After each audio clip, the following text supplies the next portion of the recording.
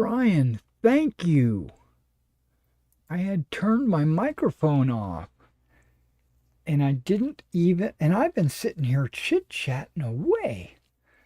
I've been like blurbing for the last 25 minutes, and nobody's heard me.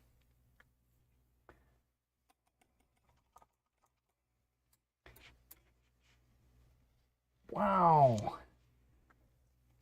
Okay.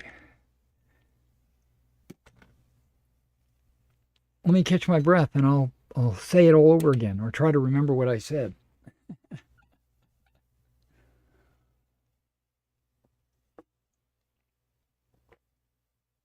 Well, the first thing I said was, this is my favorite Monster flavor. This is the orange dreamsicle.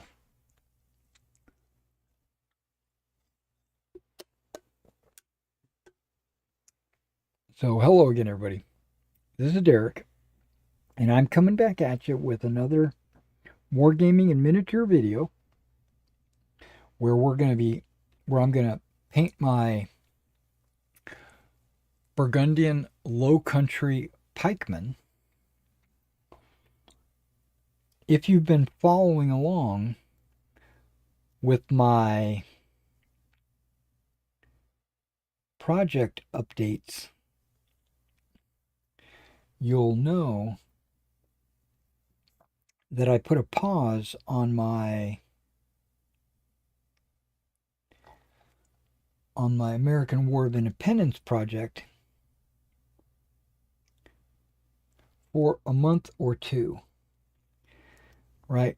I was thinking maybe either February or March I'd get back to my American War of Independence, because I wanted to do something different. I was spending a lot of time doing my AWI guys, but I definitely want to finish that.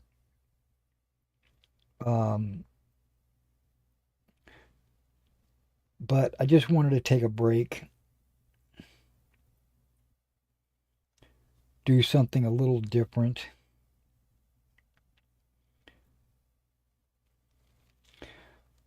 So we're doing 100 Years War. I had a Burgundian army in my collection, so I've decided to go ahead and do those. Now these guys are almost finished. I've only got their flesh and their pikes to do before I do a wash. And while the wash is drying, I have a second project or second task that I wanted to do today. And let's see what we got. Whenever you type, I gotta take a pause. I thought there was the case. Thank you. Oh, well, no problem, Brian. I appreciate you more than you appreciate me. You helped me out a lot. It would have been a very quiet stream if you didn't say anything.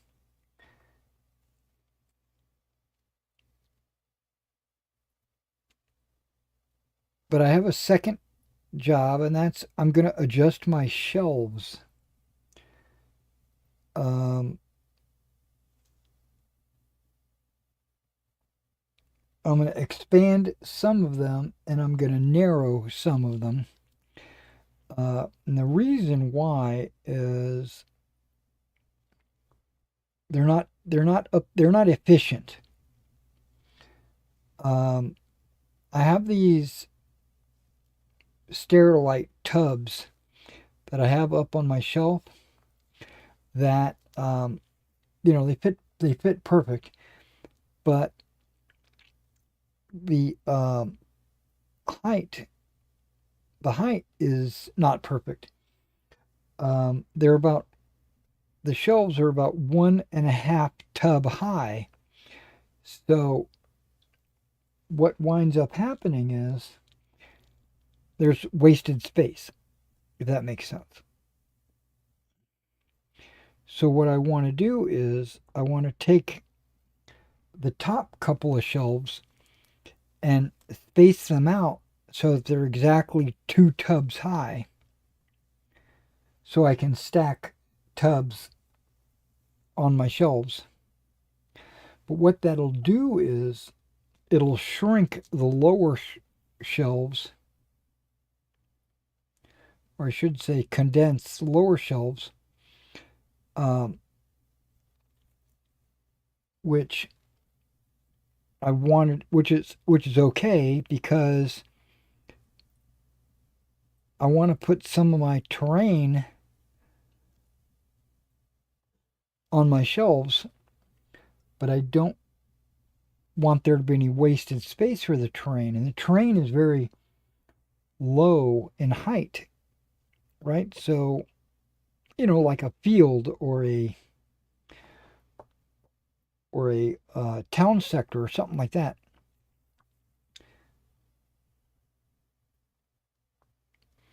So I can slide those into the shelves that are only like 4 inches apart. And then the shelves on top will be like 8 inches apart or something like that.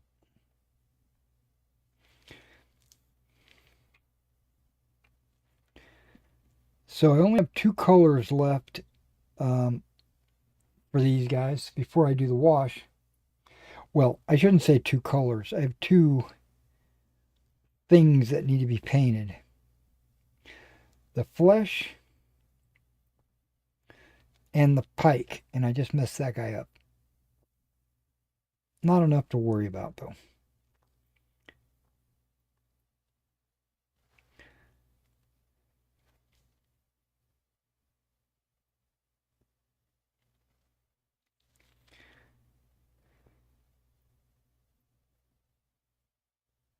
Yeah, these guys look good.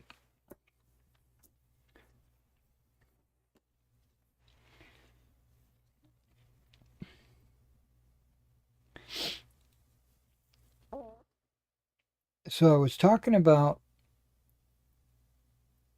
the time, the era of the medieval Burgundian army that I'm doing. And Burgundy went through a number of changes with its different dukes and with their alliances and their technology and their losses.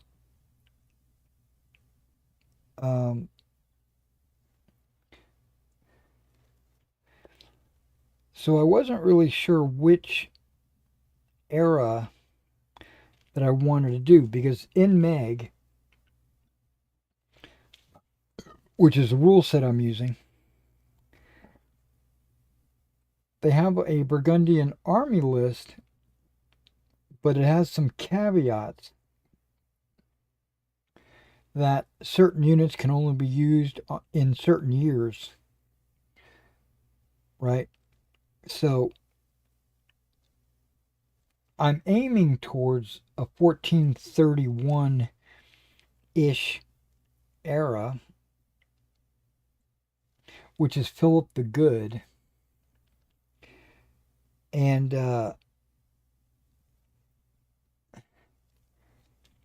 that's going to allow me to use cannons and handgunners and longbowmen. But that doesn't mean I can't use the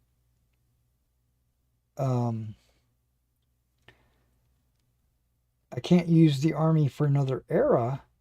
I just won't be able to use those specific units. Right? So I plan to make kind of an army that can be used in any era. That makes sense. So I plan to get some handgunners. I plan to get some cannons.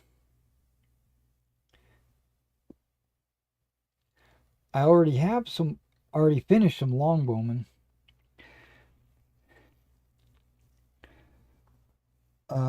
But there is a major difference. There's a whole nother army list if I was playing the Burgundian Ordnance,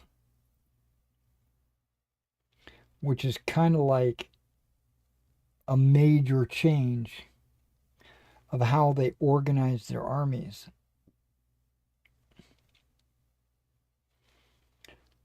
I'm not doing the Ordnance. I'm doing the medieval Burgundians.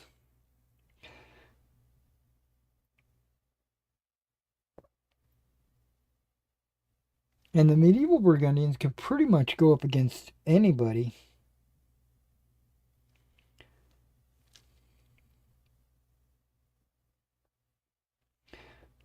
I thought I was going to do the Swiss because I heard that Burgundy and the Swiss had many, many battles and they were like mortal enemies, etc. But I've come to learn, and that's one reason why I love miniature wargaming so much, because part of the hobby is looking up your army and doing research specifically for uniforms, but the history of the units kind of bleed over into your knowledge. And I learned that the Swiss actually fought with the Burgundians during the Middle Ages. I mean, during the early periods. Not, but when they switched to the Ordnance, there was some kind of falling out, and they fought against each other.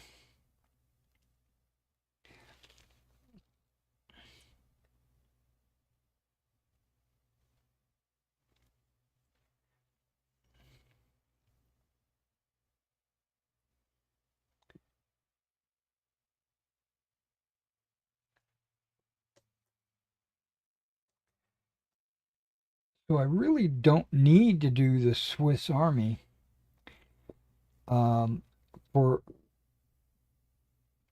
to fight the Burgundians. I thought I did. Now, there that doesn't mean I can't also do them, but they're kind of in a different era. So don't think I want to commit to doing them just yet.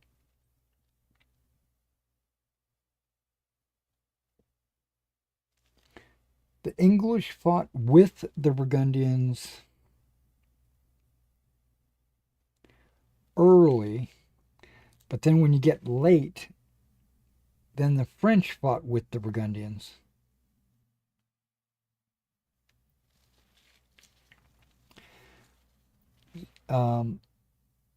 And they both fought against the Burgundians, at different periods. I was noticing that early on, the Burgundians and the French had quite a few battles.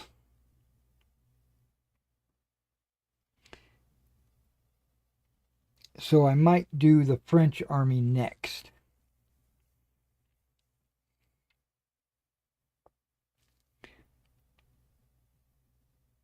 I have the French and the English already slated because, Agincourt and all that.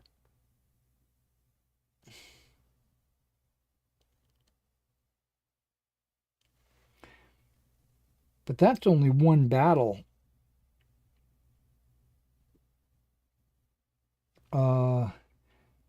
1415, something like that. 14, I think it's 1415, where Agincourt happened.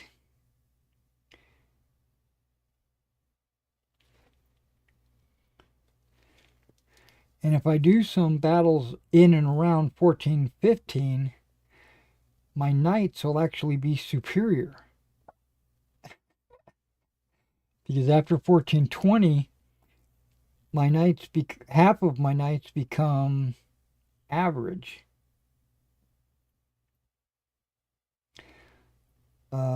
Little known fact, in the SCA, which I haven't played in a long time, but in the SCA, my persona was a Burgundian.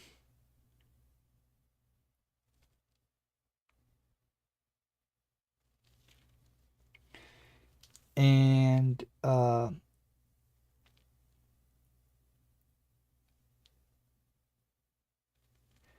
in the Middle Ages, the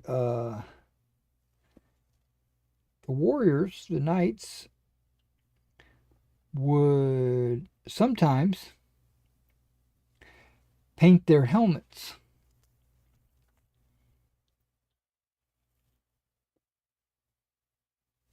Heraldic colors, like blue or white or red or whatever. And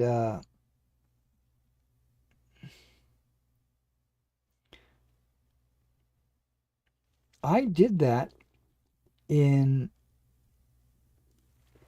my helmet was painted blue. And if I ever go back and fight again, I'm going to repaint my helmet blue. But I used to have a blue helmet, and I had a white plume sticking out of the top of it. And the local knights in my kingdom here told me that I should strip the paint, go pure metal,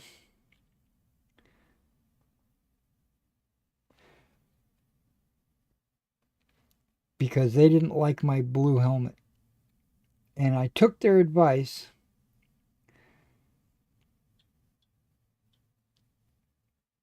because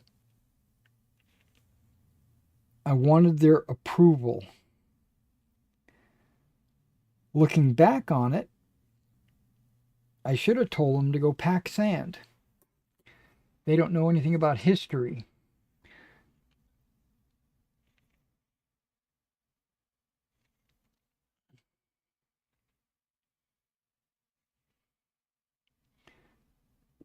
I don't know if it was, I have a feeling, and this is,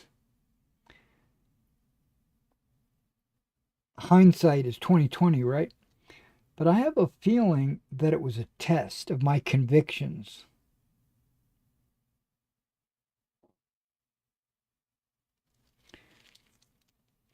And I think I failed.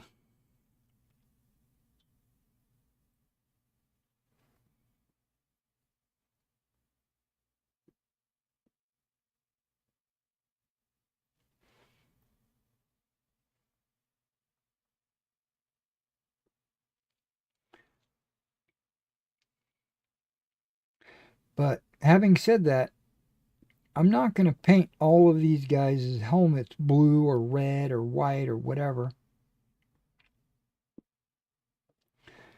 But I think I do want to paint one of them in each of the units.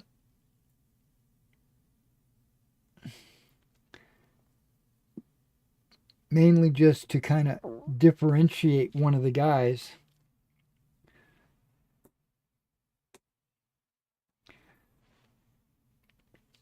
As maybe an officer or something.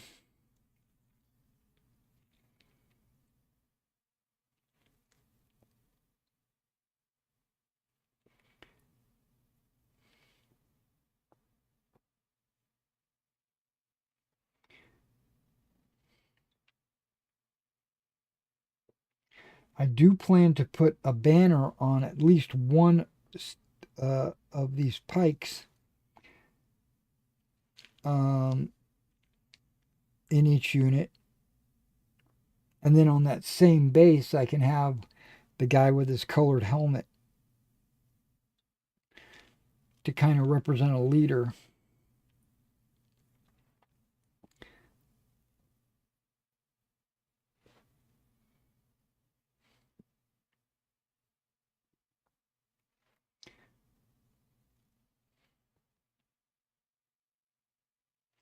That's where my mind is going.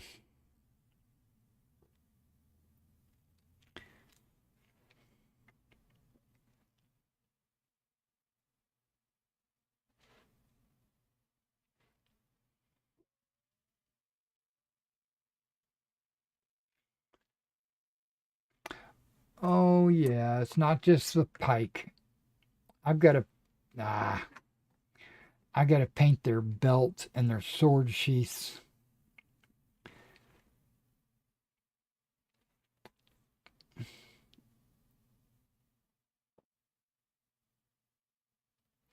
But that's okay. That's not much more.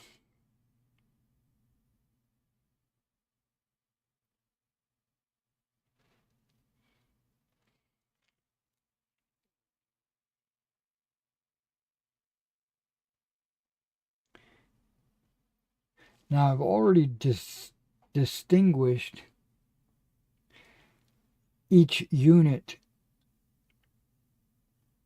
by painting their pants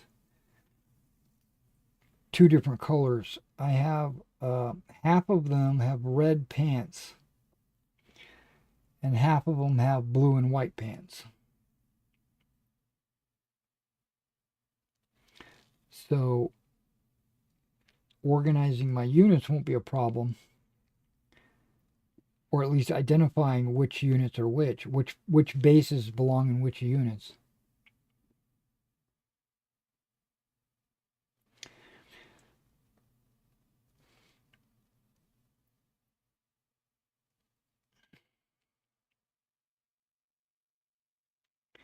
And Meg doesn't really require that there are any command stands. It's not a command stand driven game, but I just like to have them.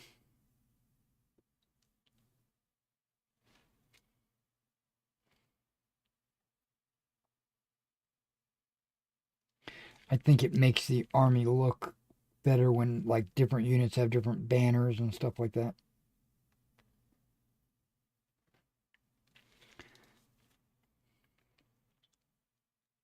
This is the last one? Oh, it is. Okay.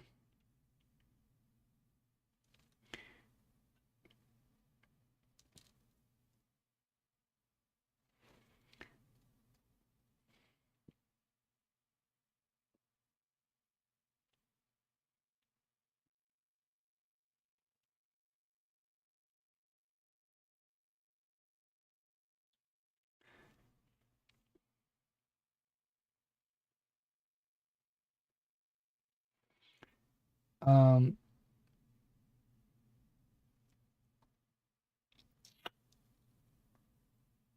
um, I don't have a sale going on right now on my store.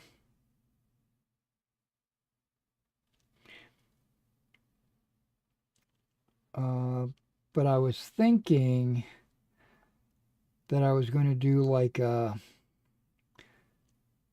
20% off of all my Old Glory models. Um,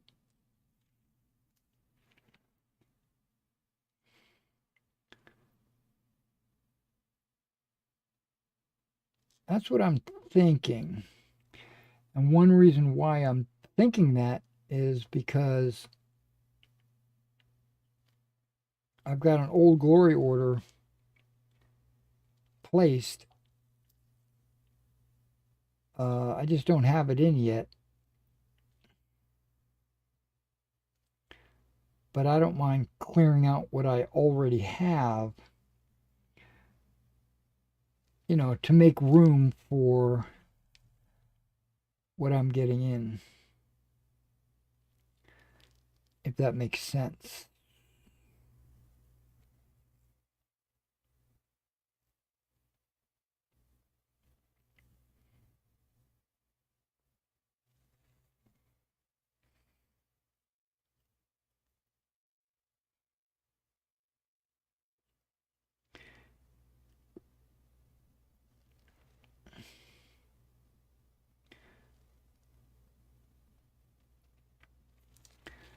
But I'm not sure if I want to do that, or if I want to wait till I get my order in and then have the sale. But that's going to be, it usually, because of the size of the order that I placed, and they don't cast their models until you order them, it's probably going to take about a month before I get my order.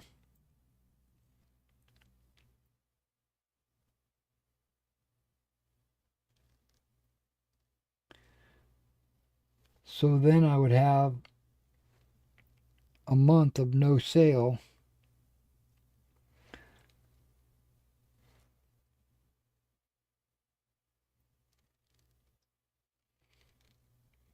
Which is fine, but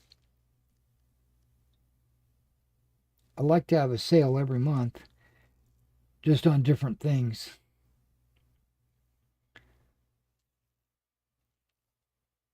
Okay, all the flesh is good. We are good to go on the flesh.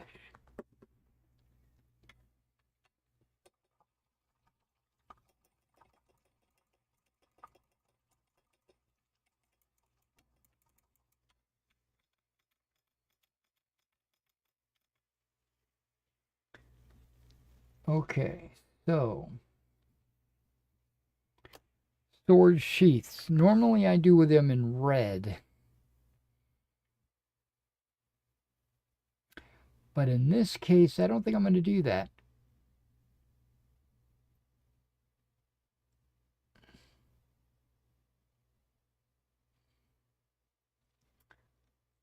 I think I'm going to do them in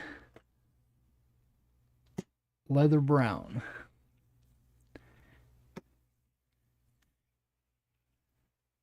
All right, what do we got on the chat? Sean, hey, how's it going? Hey, how are you doing today? I played some Star Citizen this morning and really enjoyed myself. I don't know if you missed last night's Star Citizen game, but it got heated between me and some of my audience.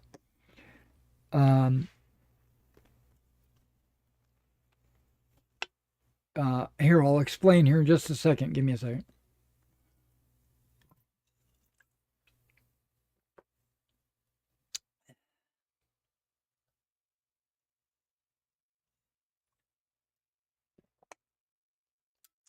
It'll give me something to talk about while I'm painting. Um,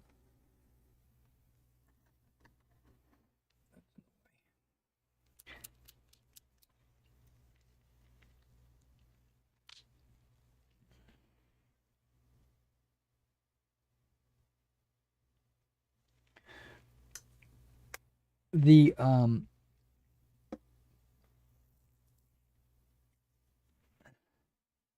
conversation got on to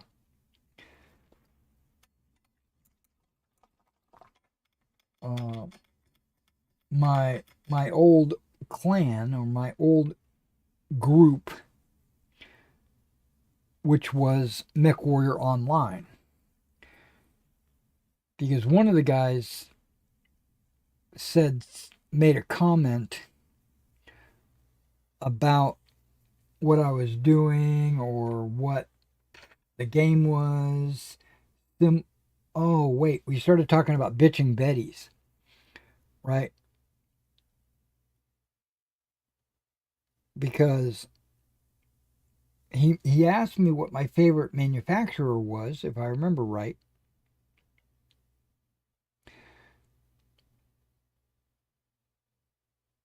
And I told him, and then I said, it's because I really like the sound of the bitching Betty.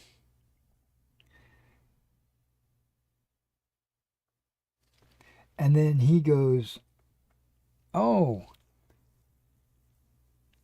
so you must play Mech Warrior Online. Or no, let me back up. He goes, "Oh, you must play Mech Warrior." And I was like, why? Because that's a term they use in Mech Warrior. And then I had to explain to him that a bitching Betty was a cockpit voice. It's been used for generations, or not, maybe not generations, but it's been used for years. Like, and I gave him an example. I said, like, if you're flying an F-16 and you get close to the ground, it might say something like, pull up, pull up, pull up. That's the bitching Betty. And that's what the military calls it. It might be a slang term. I don't know. I'm not an actual pilot. But that's where I got the term from, was from the military, not from Mech Warrior. And then he said, "Oh, okay, that's cool or whatever." And then I said, "But I do play Mech Warrior. I used to have a group in Mech Warrior, and I went through my entire history with him about how I moved from Mech Warrior to Star Citizen and the reasons why."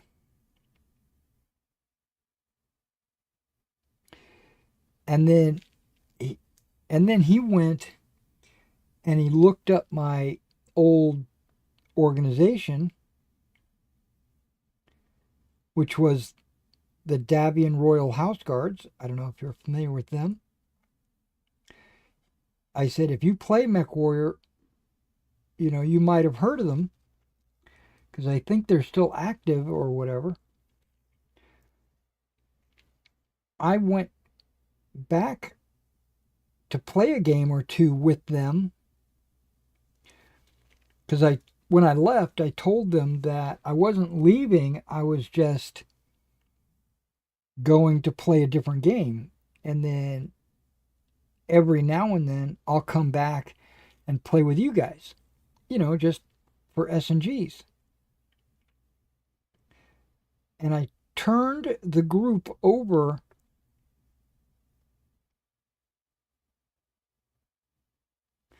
to one of my senior officers. I said, "Do you want, command of the unit? I can transfer ownership, administrative rights, or whatever it was, to you, and then you can do what you feel is right. And I trust that it'll be in good hands," that kind of stuff.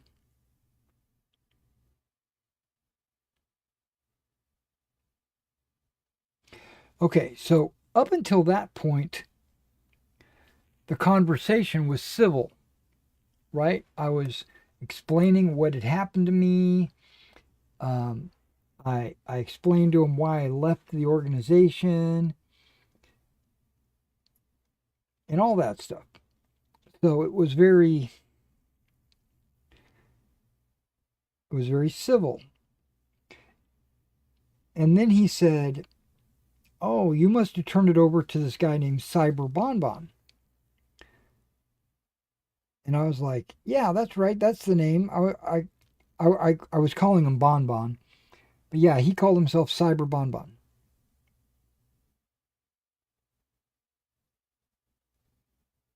And I was like, "Yeah." When I left that organization, Cyber Bonbon kicked me out, where I couldn't come back in. And then when I asked for a reason, he said, "Oh, you know what you did." And I'm like, "I don't know what I did." What did I do to cause you to want to kick me out? I was the founding father of the organization, and my XO uh,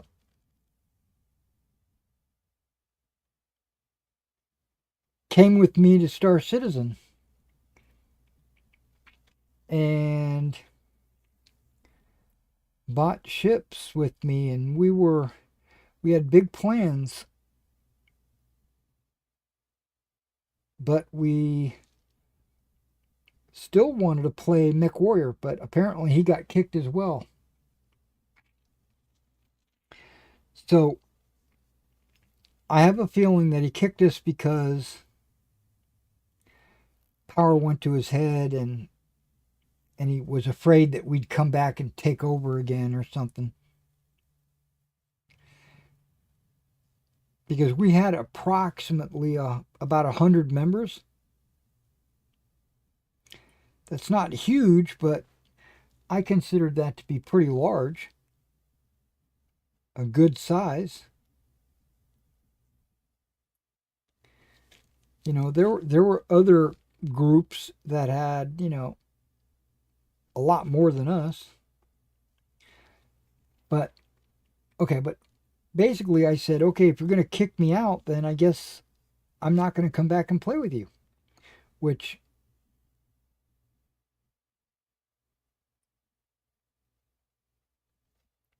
would have been understood because he kicked me out.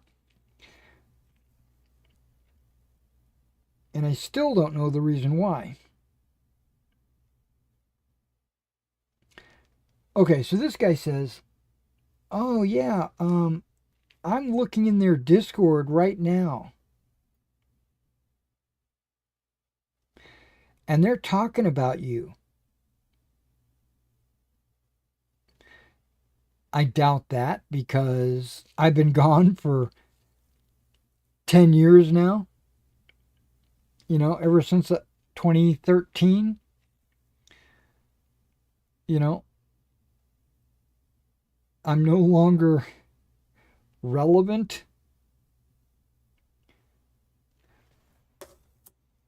You know, I doubt if they're talking about me specifically on a Discord because when I was in the organization, we didn't have a Discord. We had a TeamSpeak, if you remember those days.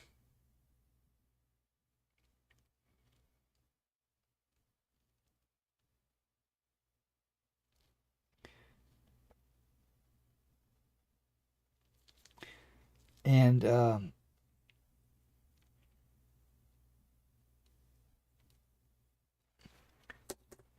he goes, "Yeah, they're telling me that you had you had cancer and that I was um, complaining to the unit and using my cancer as an excuse."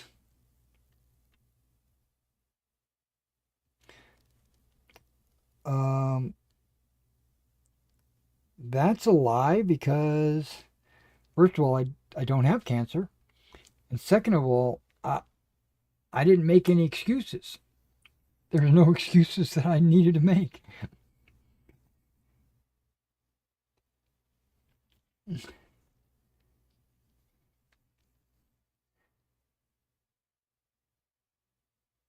And I was like, okay, well,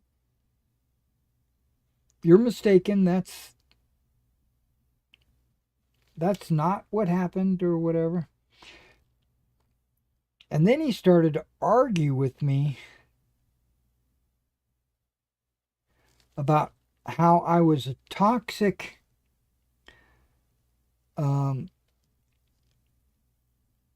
I was toxic in the unit and that everybody in the unit hated me. And I find that hard to believe because whenever I was in any of the chats or any of the any of the comments or anything, everybody was asking me for advice or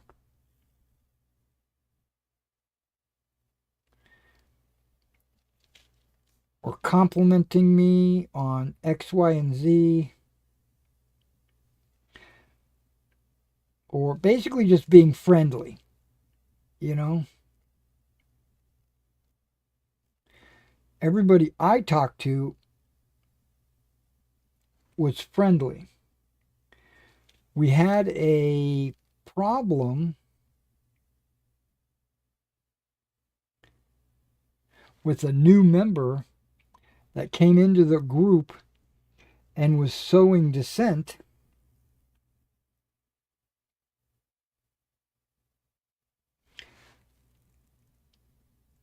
And he was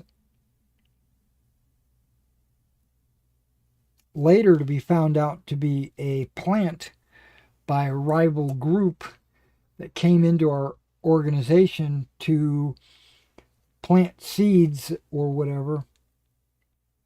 And maybe he succeeded in planting some seeds in some of the weak minded of the organization. Because I'm going to say that the majority of the organization I did not have, well, any problems with, meaning they didn't have any problems with me. We would have, we helped each other out all the time. We had I'm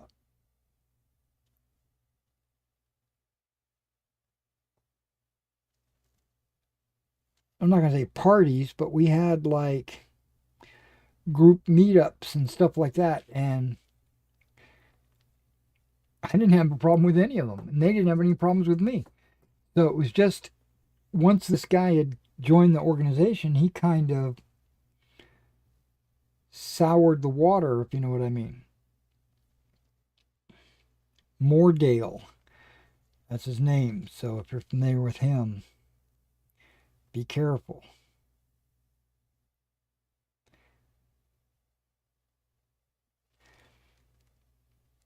But this whole, and then he started talking about how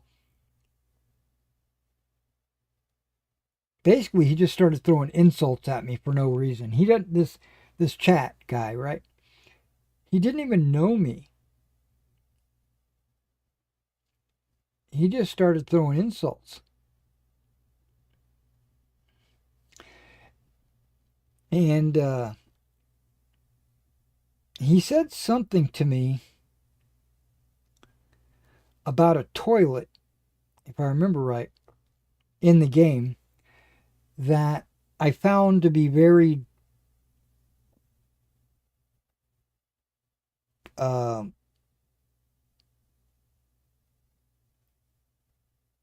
first I was thinking it was a legitimate question because we had had a civil conversation up until that point. But then he started throwing other comments, and then I realized he was trolling me. He was just trying to get a rise out of me. And I told him, I said, you can stop your comments. You have successfully gotten a rise out of me. And I don't appreciate it. I don't appreciate what you're saying. And he kept it up. So I timed him out.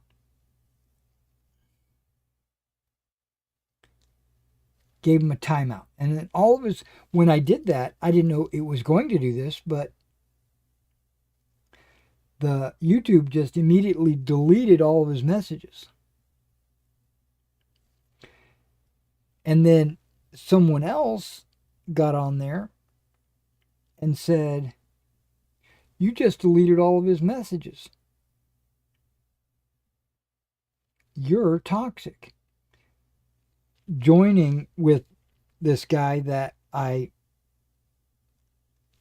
timed out. And I said to that person, I said, just drop it. That subject is over with. I'm done with that guy. And then the second person kept up the assault, like assumed the role of the assaulter, which at the time I was thinking, they're saying very similar things. I have a feeling it's the same guy with an alternate account. So I timed that person out too.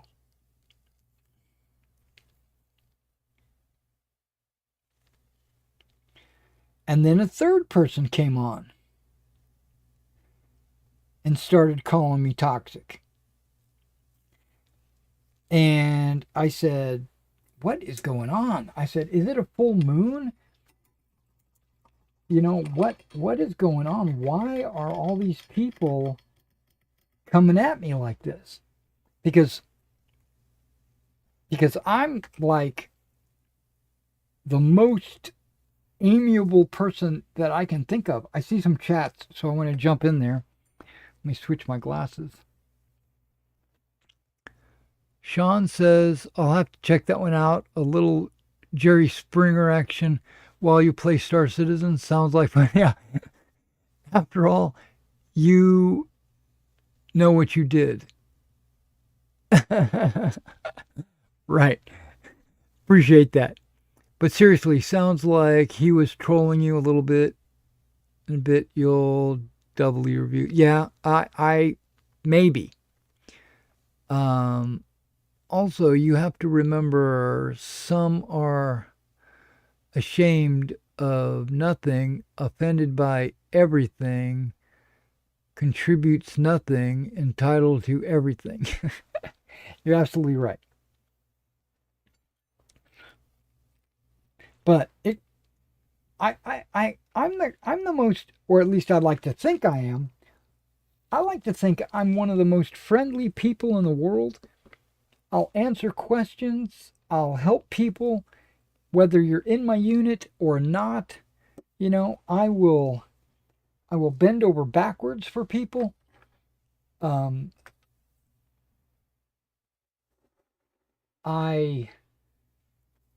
a God-fearing Christian, and I love my fellow man. And now, don't get me wrong, there are people out there that get under my skin, like that guy. But I have no ill will against that guy, whoever it was. I don't even know that guy. So he might have just been doing it just for the lulz.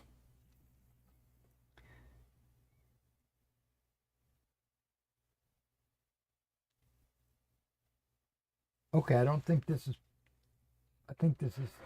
sealed.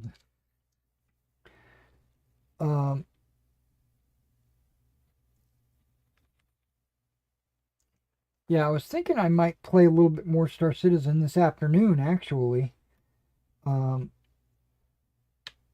So back to the guy that the third guy. I go, what's going on? There's like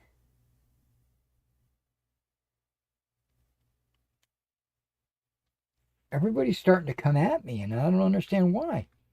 And he said that I was number one ranked on the front page of YouTube. And I'm like, what? That blew my mind. I was like, there's no way.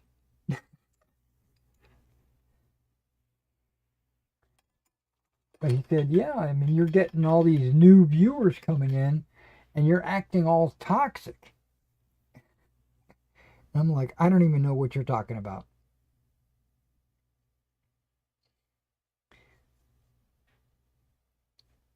I don't know how anybody could view what I'm saying or doing as toxic.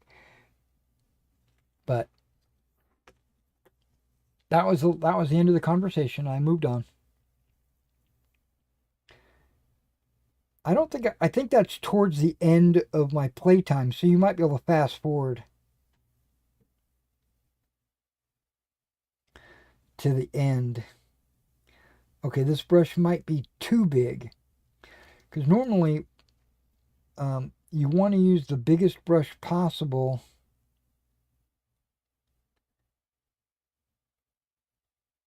for the project that you're doing. So I picked up my biggest brush.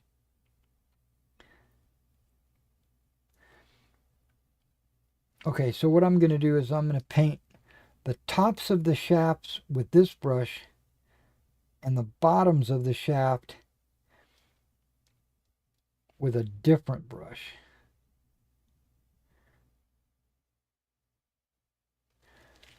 Because I'm not going to be able to get to the bottom without making a mess.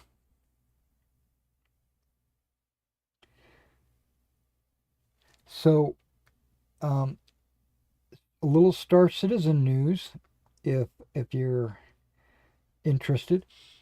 I got out a new Babbage using someone else's assistance. You know, they helped me out. I watched a video of some guy saying that, you know, if you're able to get out of wherever you're pinned at, go to another space station and then claim all your vehicles out of the place where they are stuck,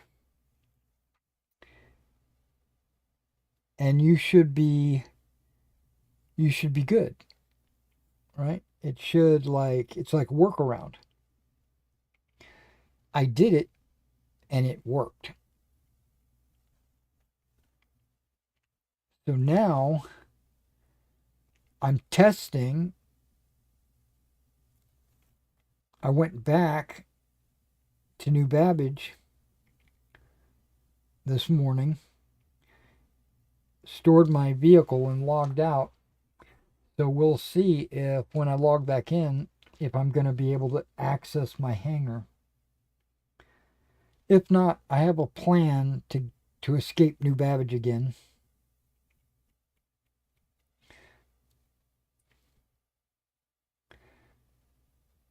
Now, I heard through the grapevine that they're going to put out a patch Thursday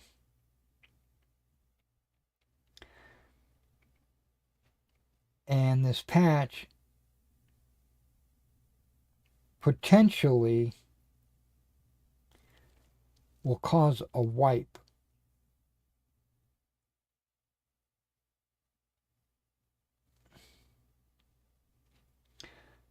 And if you're not familiar with what that means in Star Citizen, it means your character will be reset, so you'll have to redesign your character. Your all your possessions will be set back to basic.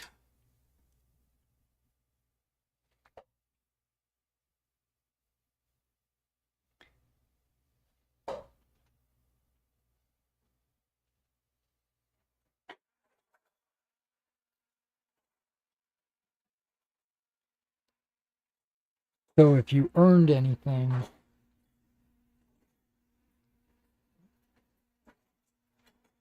you'll lose it. But alternatively, if you lost stuff, it'll come back.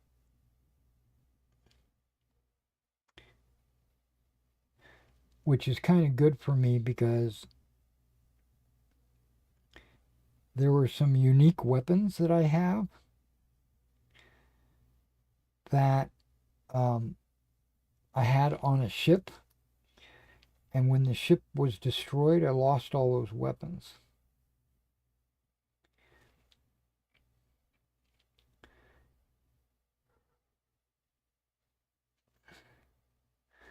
So I'll get all of those back.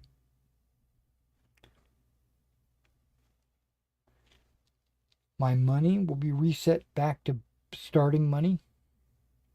So instead of like a million or 300,000 or whatever I have, it'll be 71,000.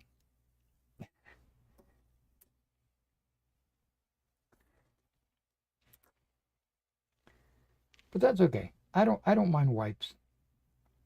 And hopefully that'll fix my hanger issue. Plus, hopefully it'll fix a lot of other issues in the game.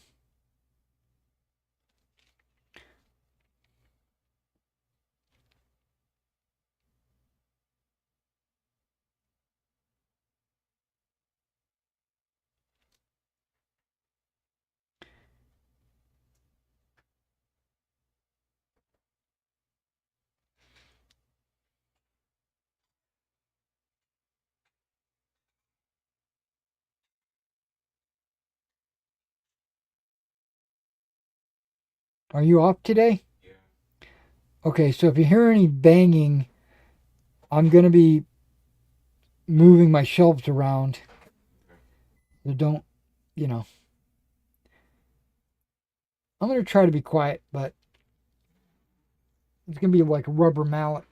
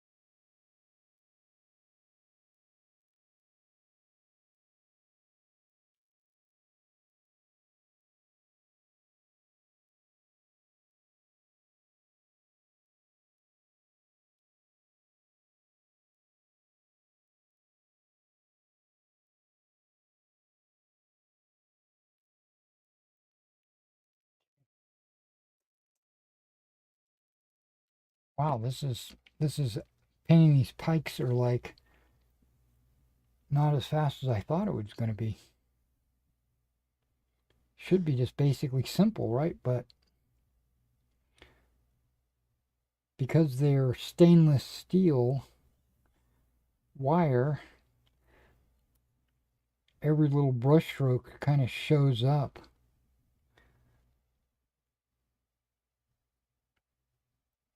So I got to be a little, I got to,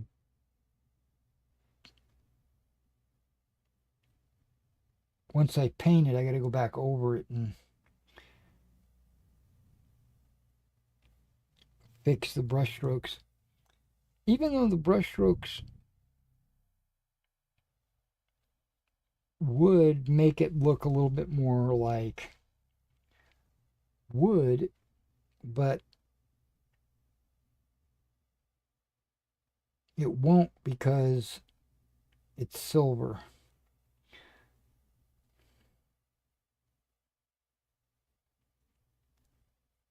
If I had painted it like a light brown first and then went with this dark brown with brush strokes, it would very much look like grainy wood.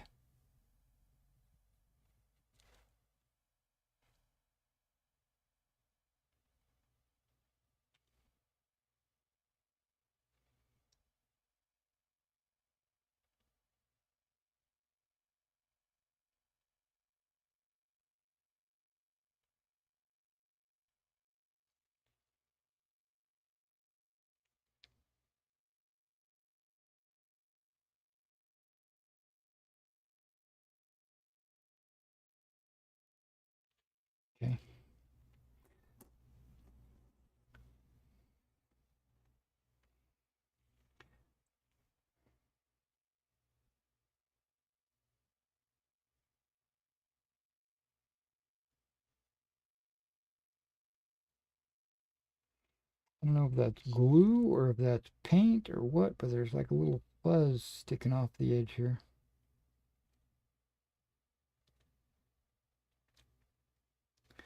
I can't seem to grip it.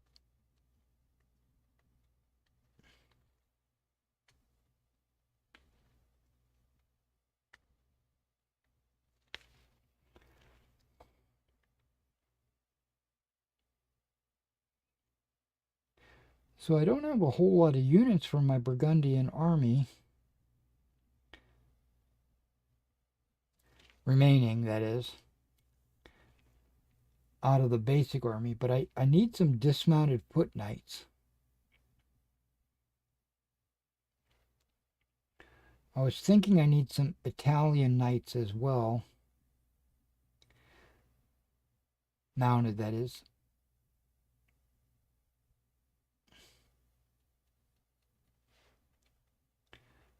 I might need to make a ton of dismounted knights because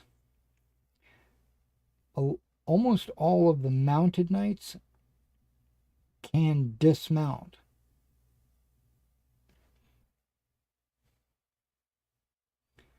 So depending on the option that is taken in the battle,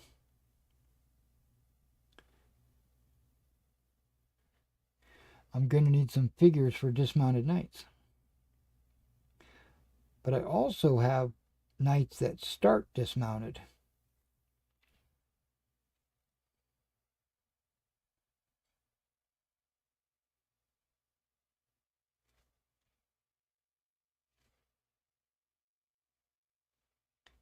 And I think I need more crossbowmen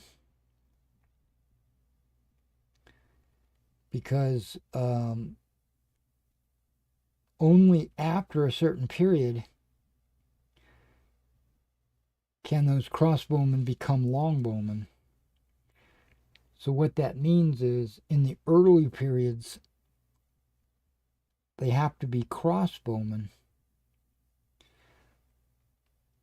And I only have a handful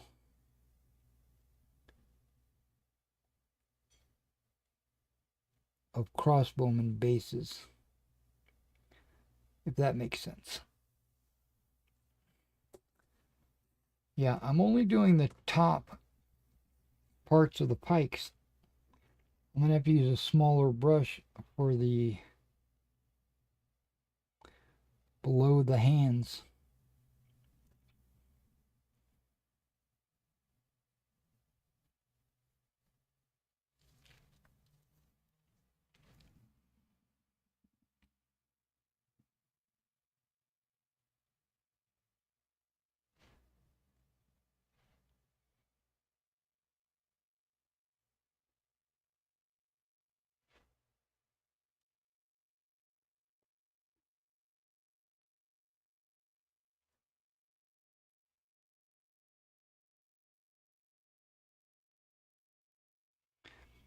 So I did this bunker raid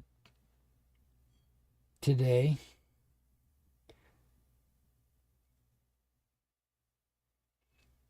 Where I went in and took out all the bad guys, right?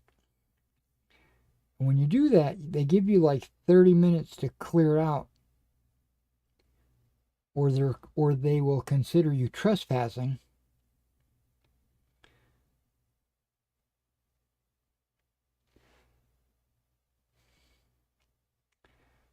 So during those 30 minutes, I went through the bunker looking for all the loot crates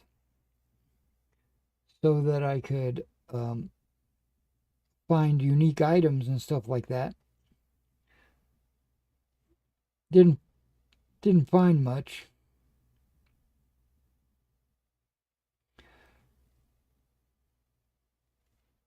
And then I said, okay, screw it, I'm going to leave. And on the way out, there was a couple of massive guns just laying on the ground. I'm talking like ship cannons just laying on the ground. And I went to pull out my tractor beam because that's the only way you can lift these massive items. And it was missing. The game had taken it away from me. I dropped it somewhere. But I remember seeing some tractor beams inside the bunker, so I went back in. But every tractor beam I found was not a tractor beam, because you basically have a multi-tool, and then in that multi-tool you can put all these different attachments. I normally have a tractor beam in my multi-tool, but all these people that had multi-tools in this base had the medical attachment. I don't want that.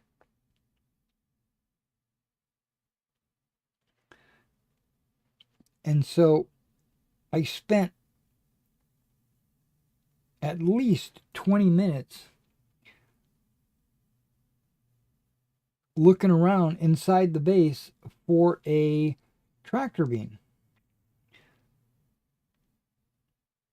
And finally, I found some tractor beams in a box somewhere. And I tried to equip them in the multi-tools. But the multi-tool with the medical attachments wouldn't allow me to modify them.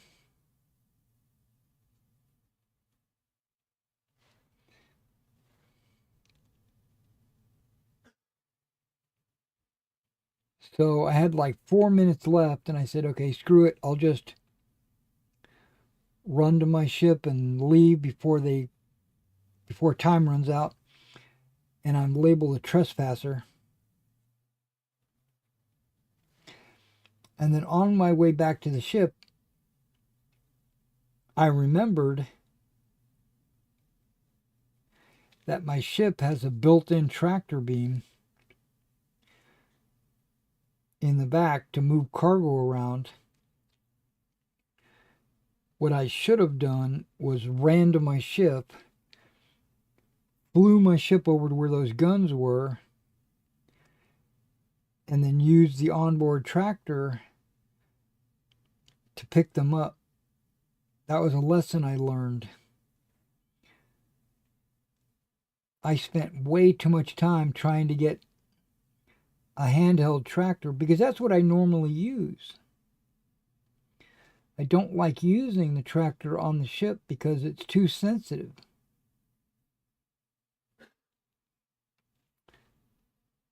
But I would have been able to do it. I would have been able to get those guns, and then I could have brought them back to a spaceport and sold them.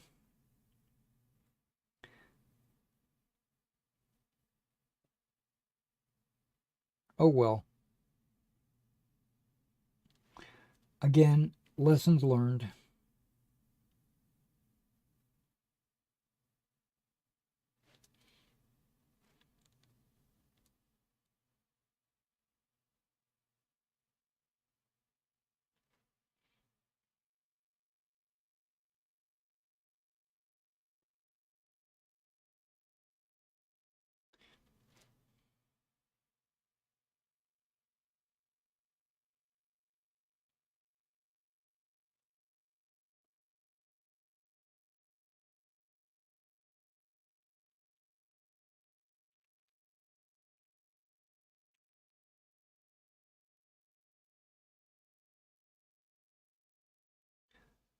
Okay, we're running out of paint, but that's okay. I can refresh it.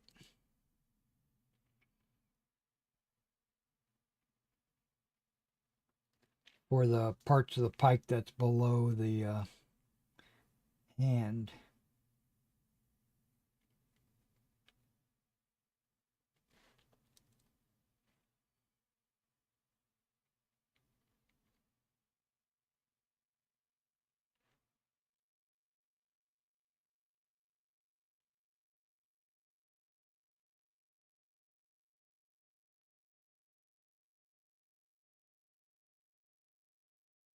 Yeah, I had a guy send me an invite, or I should say request an invite to the squadron.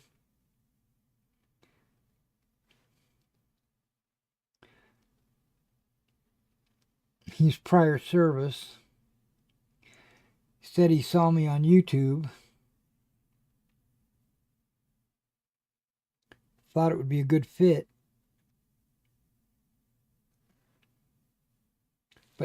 And I've accepted him.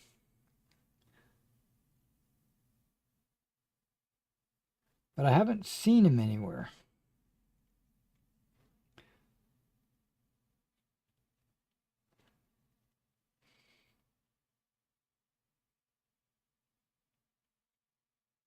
But then again, he might have gone on to Discord.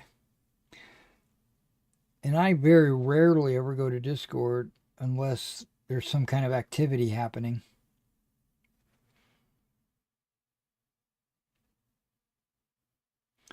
I need to make that more of a habit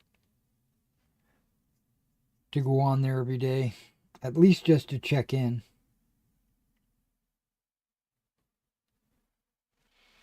Okay, so I got everything above the hand.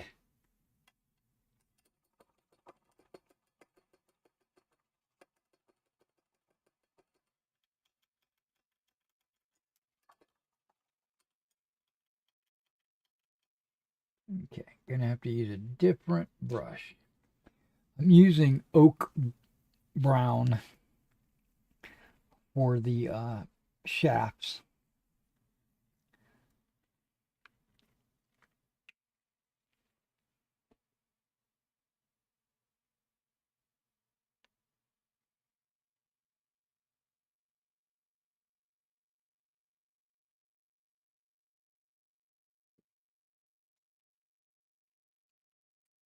That is super thick. I think I'm going to add a drop of water. There we go. Let's find the brush I was using earlier.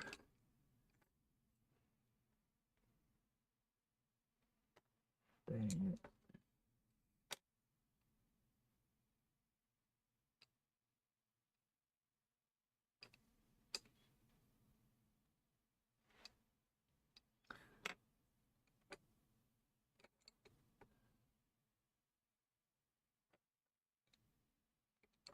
I think it was this one.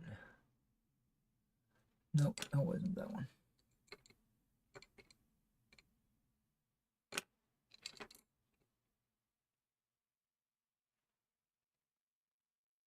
I don't think it was this one, but this one will work. Oh, here it is. This is probably the one I was using. Yep, it is.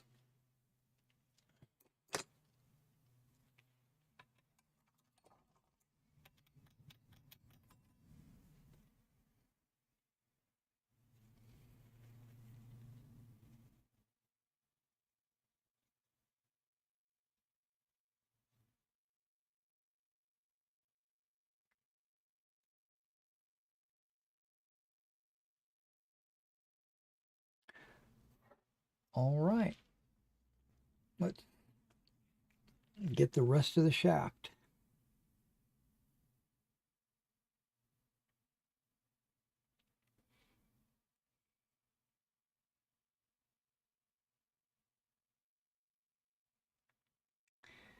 Now, I've been asked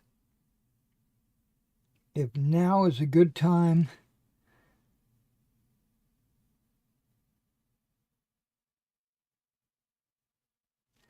to get into Star Citizen. This is a two-part question. And if I was to get into Star Citizen, would now be a good time to join an organization?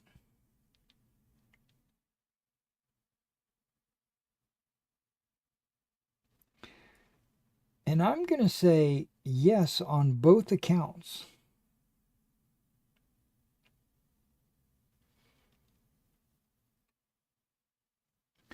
just know that Star Citizen is not really a finished game.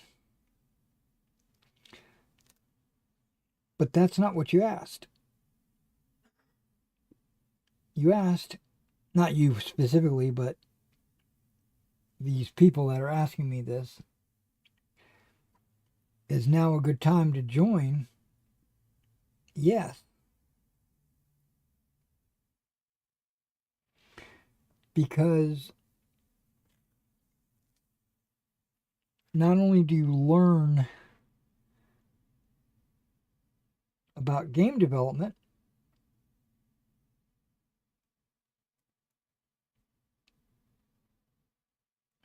but you also, over time, learn the history and the lore and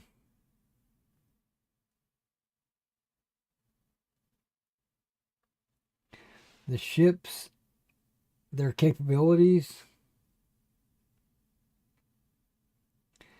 If you wait for the last minute to jump in, you'll be behind everybody that's been playing for the last 10 years.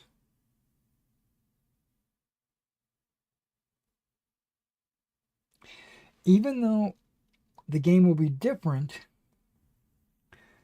than what we're doing now, it'll be similar enough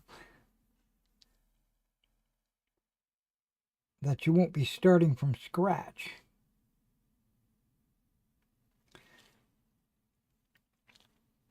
Now, on the question of joining an organization,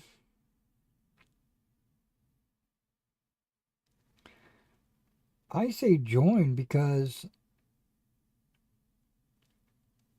you're going to meet people,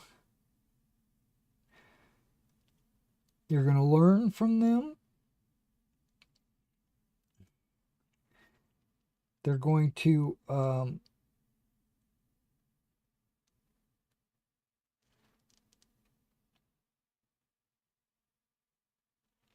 you're going to help them grow the organization.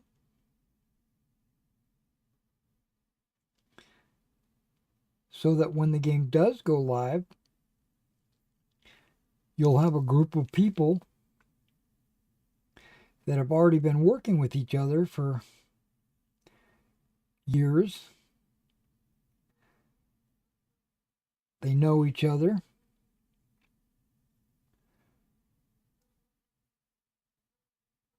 Or you'll have realized that they're not the group for you, and it would have given you an opportunity to jump ship and go somewhere else. But if you wait till the game goes live,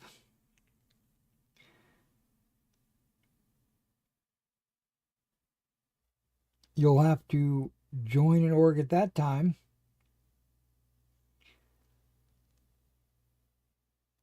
find out that they're for you or not for you,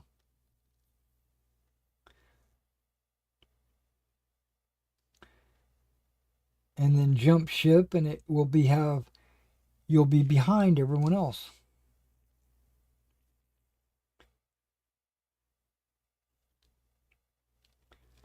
If all that makes sense.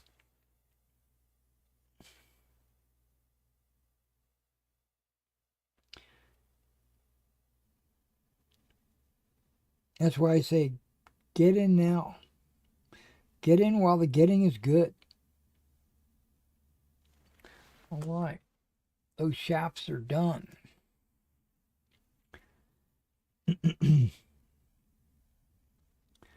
Without too much or any messing of the up.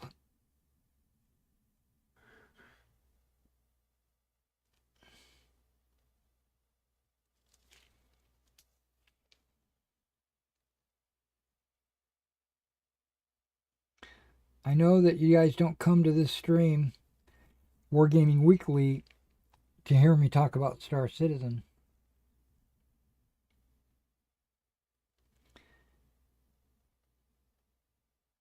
you want to hear about miniature wargaming.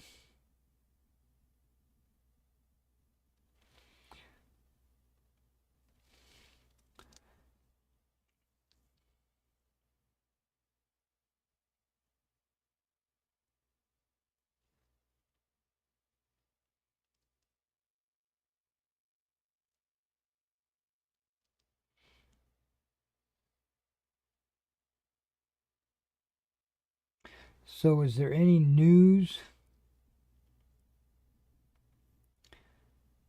in the wargaming world? Not that I can think of that I need to, that I would want to play and share with you guys.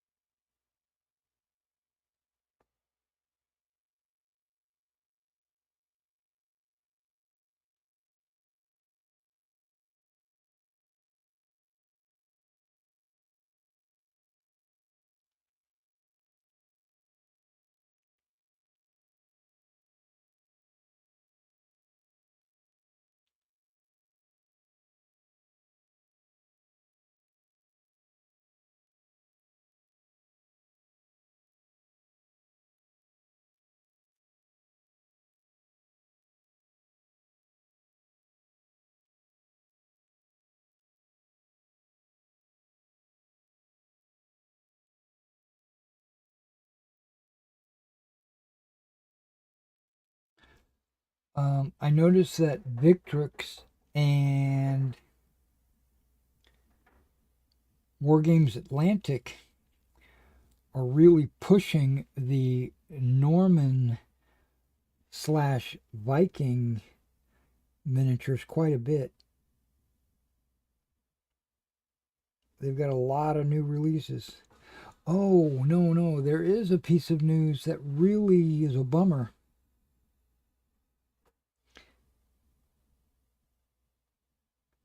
Little Big Men. They're the ones that do the press-on transfers.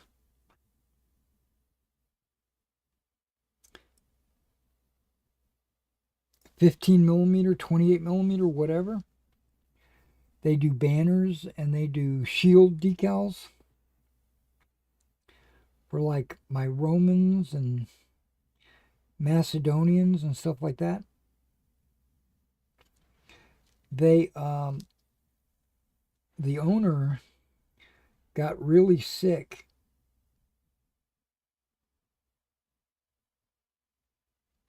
So sick that he decided to sell to Victrix.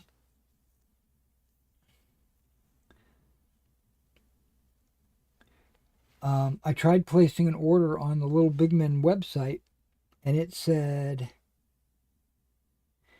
if you want something, you got to go to Victrix. So I went to Victrix because I order quite a bit from them.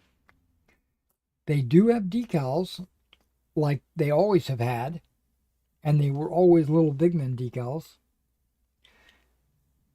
but they don't have any 15mm.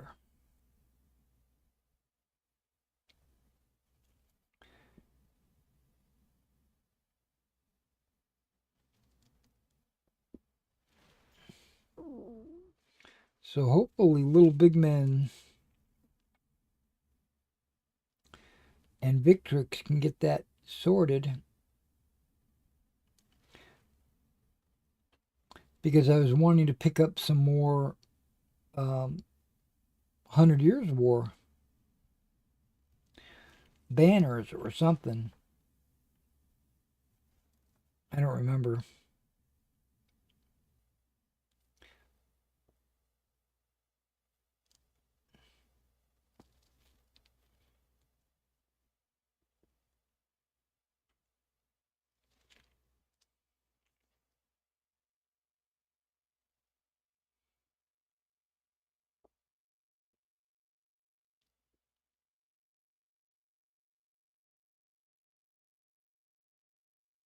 Now, I found somewhere that had 100 Years War banners, but uh, when I put the United States as the delivery address, it kicked me out and said you have to send an email and they'll send you a PayPal invoice or something like this.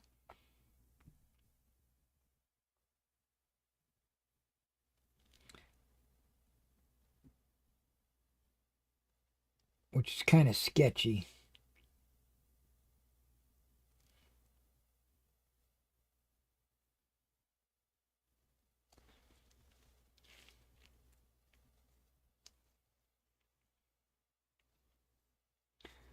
They might be legit. It's just it was an extra step that I wasn't prepared for at the time.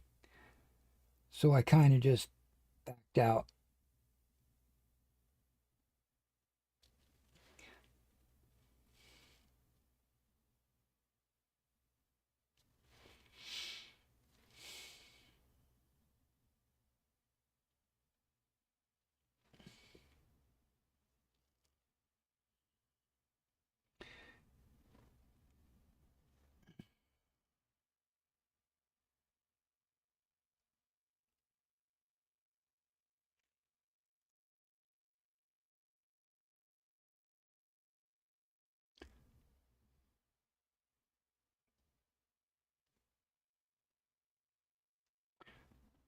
Okay. Getting the pole between the legs without painting the legs. That's a trick.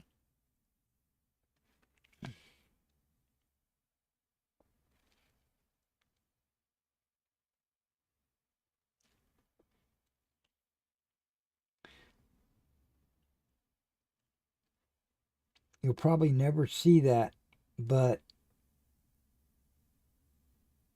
I'm the kind of guy that likes to make sure.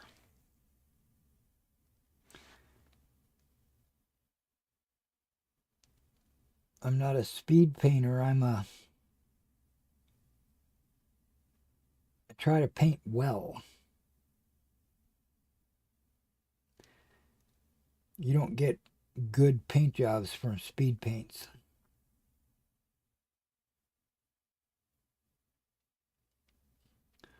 Or speed painting. Okay, they're done. This is taking a second. These pikes, I'm really surprised at how long it's taken for these pikes.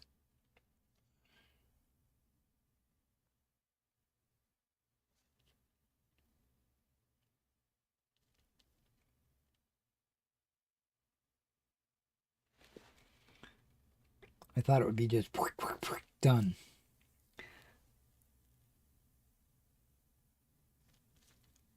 But no.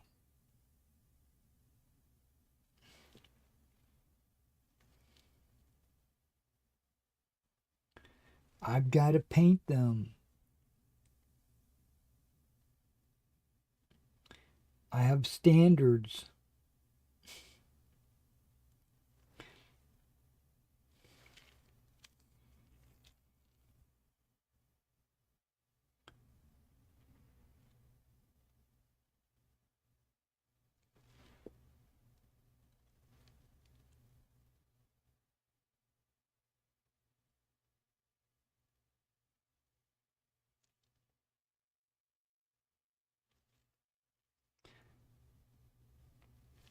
Okay.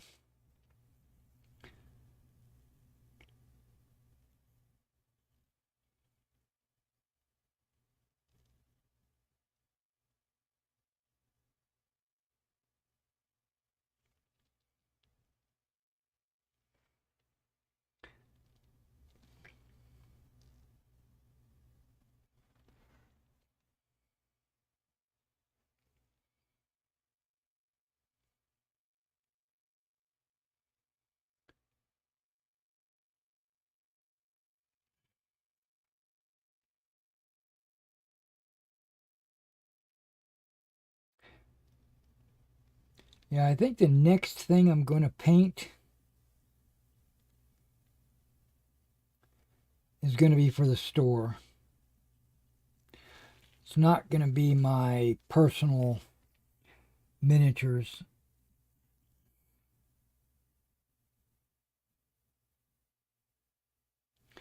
I think I'm going to pump out some World War II bolt action stuff. Specifically, like crew served weapons, anti tank guns, machine guns, mortars, stuff like that.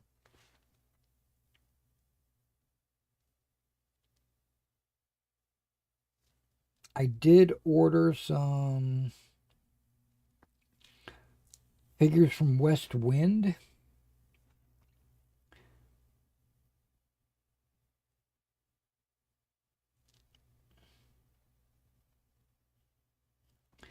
I even ordered a tank from Berliner Bust, West Wind Berliner Bust.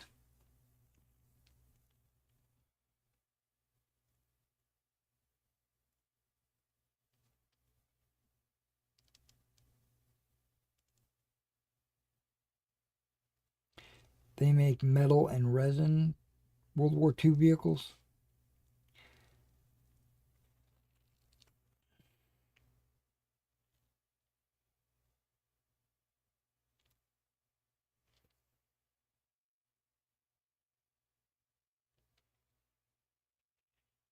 Okay, got half of them done.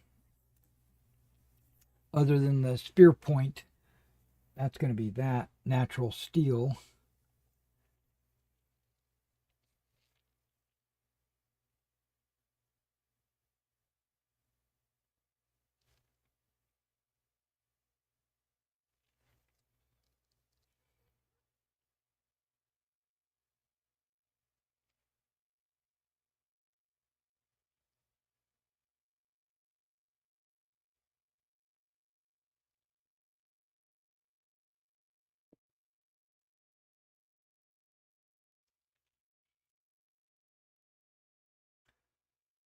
So I've got this, I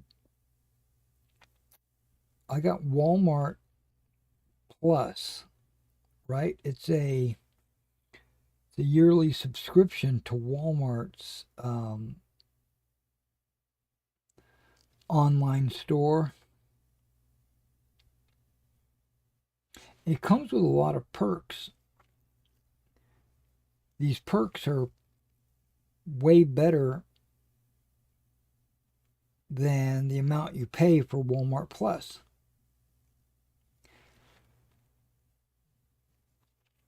Okay. One of them is free delivery. So, a lot like Amazon Prime, but I've noticed that I don't get next day delivery from Amazon. It's usually 3 to 4 days.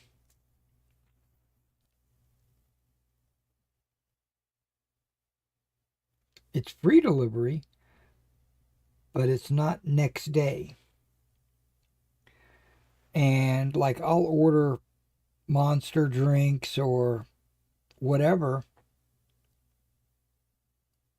wire pikes,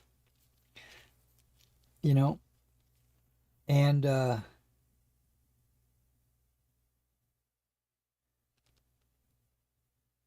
prices are okay. But then when I look at Walmart, they've got same day delivery.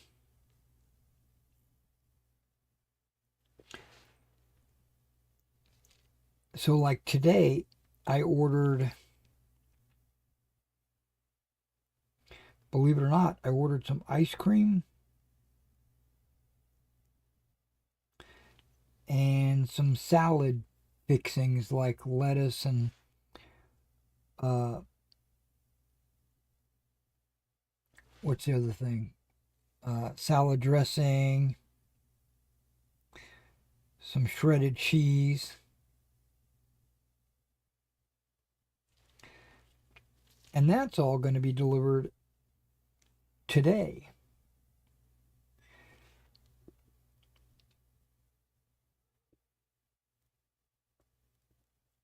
And it allows you to pick a time,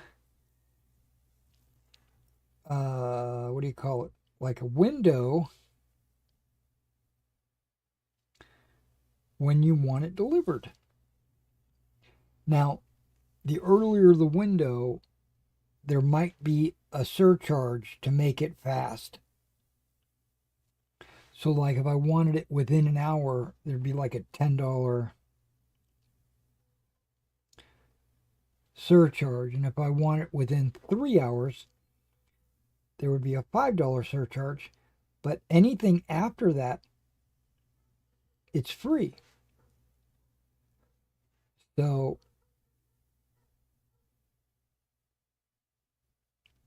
my free window was started at, I think, 2 o'clock. So I said, yeah, just bring it after 2 o'clock. And it's a 2 hour window, so 2 to 4 it should be here.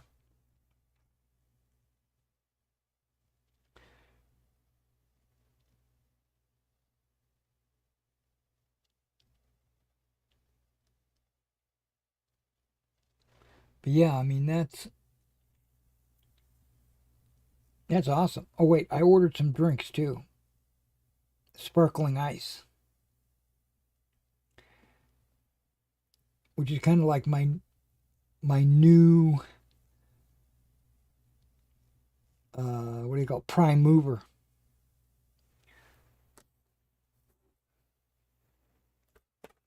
This right here, sparkling ice.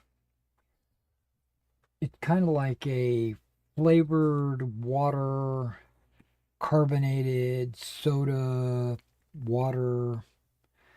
I don't know how to explain it, but it's yummy. And it has 0 calories. But it's not, well, it's sugar free, but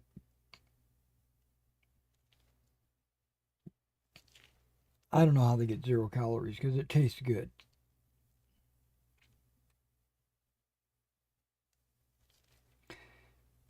It says everything is naturally flavored. Well, I hope so.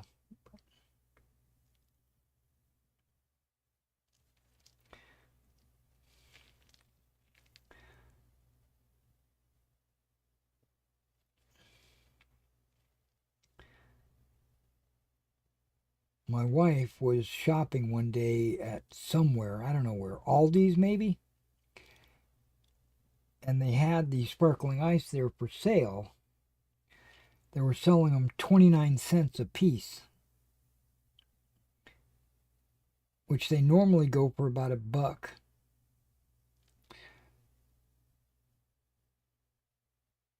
So 29 cents is a good deal. So she bought like 4 cases, brought them home, and then I tasted one of them and I was like, oh my God, this is delicious. This is like the best thing I've ever drank. Not really, but it was good.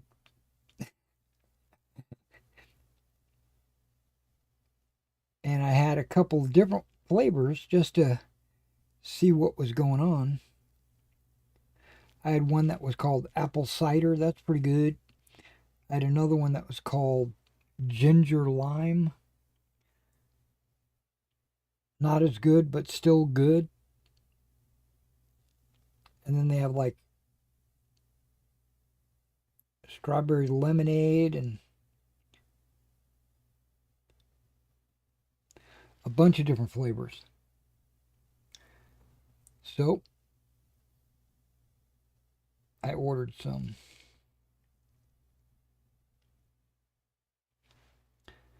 Mainly so we don't run out.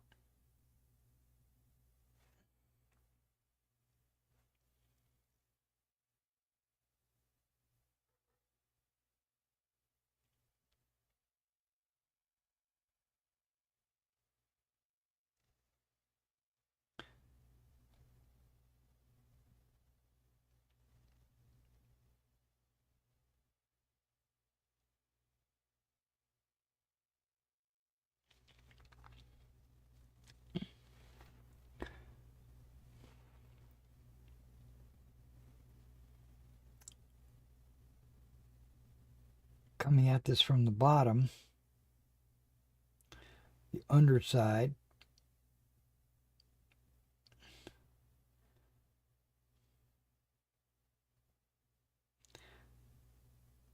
Okay, wait. I'm getting a little depth perception issue. Okay, I got it.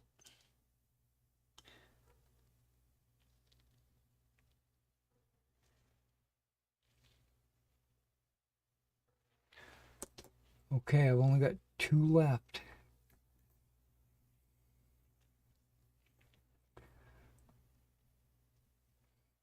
There might be another chat or 2. Once I get this base done, I'll take a look. See what you have to say.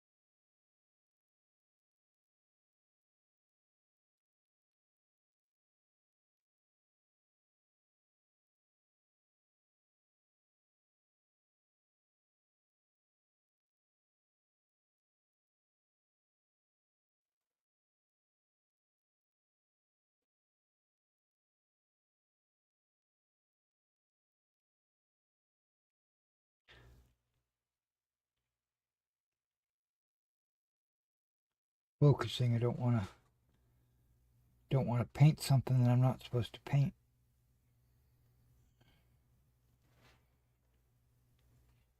And knowing that I'm super close to applying a wash, which is like a big milestone, I'm getting excited like I'm trying to rush.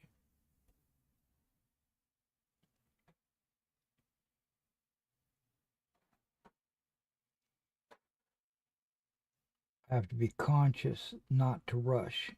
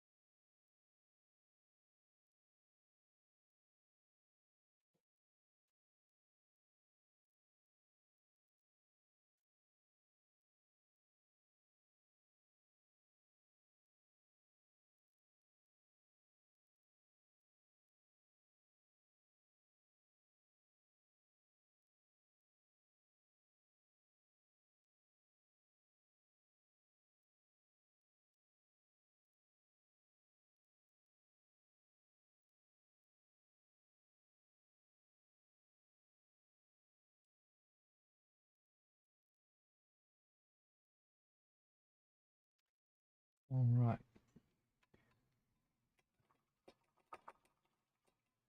Let's see what you guys have to say.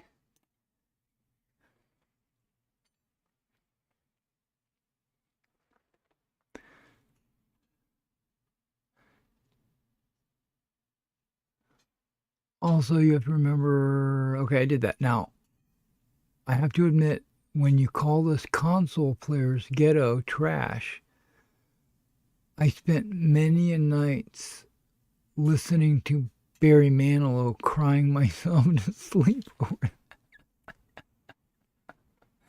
I didn't say ghetto trash. Did I? That's maybe that's the way you interpreted it. Yeah. Have you watched the series Sharp's Rifles? Yes, I have actually. Also, do you paint fictional characters or regiments or only historical? Oh, well, I paint um, sci-fi fantasy as well.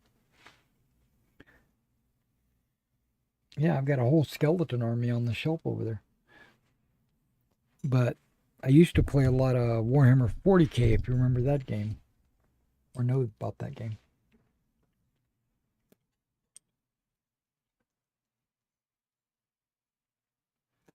Is this the brush I've been using? Okay.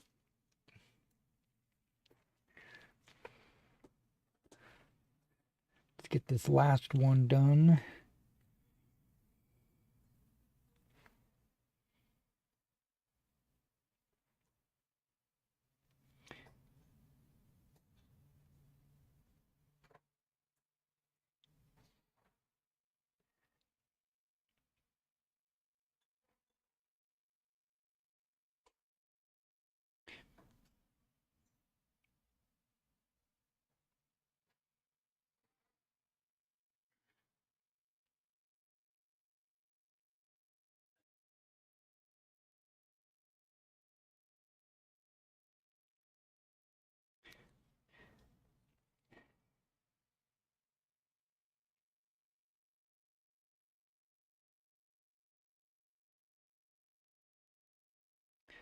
I think there might be just barely enough paint in there to get these pikes done.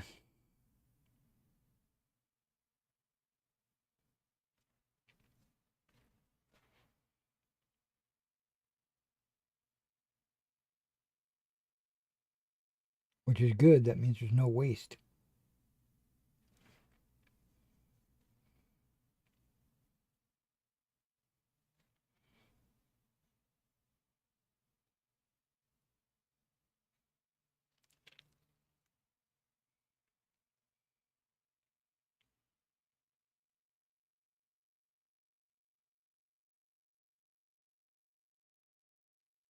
Okay, the fronts are done.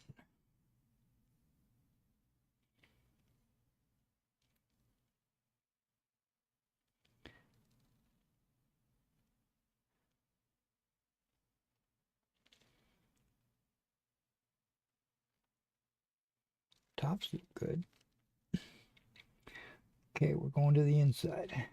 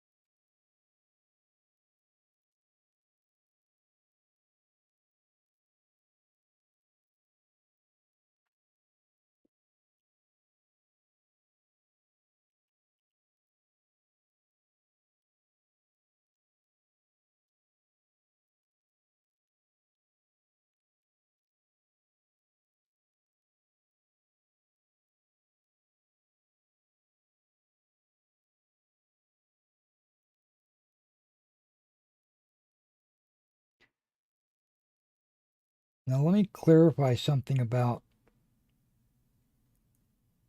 console versus PC. There's a stigma amongst PC gamers that console gamers are less than, right?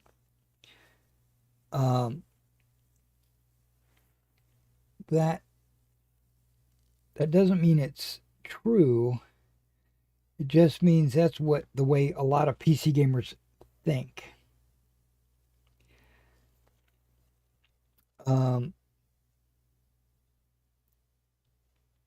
I can see the value of a console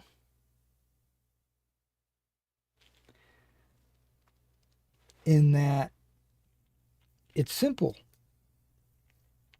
It's convenient.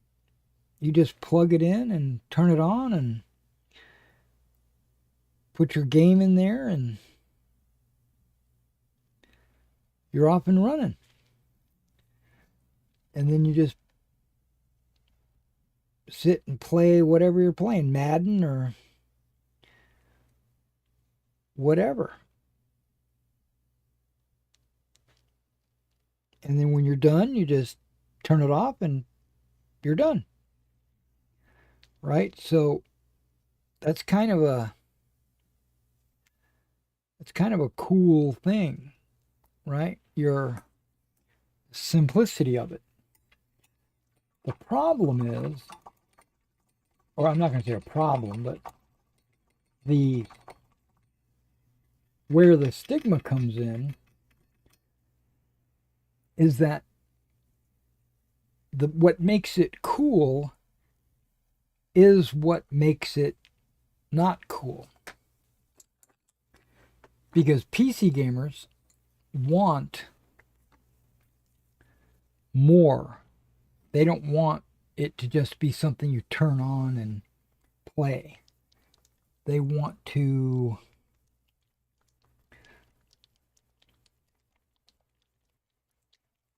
be able to upgrade, add a graphics card, add more memory, have multiple monitors, use a mouse and keyboard conveniently, maybe throw in a stick and throttle, which you could do on a console, but you don't normally see a lot of people doing that. Games that require more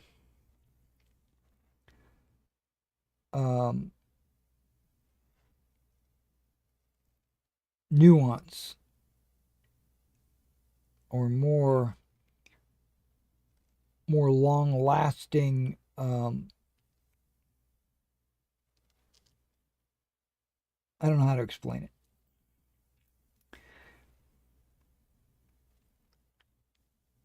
But that doesn't make one better than the other. It just means it's different.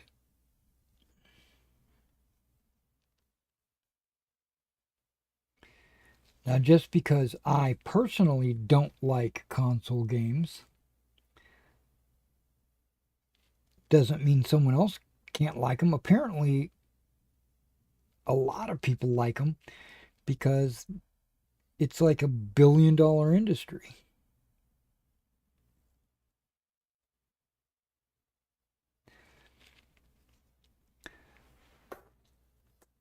But I'm going to give you one simple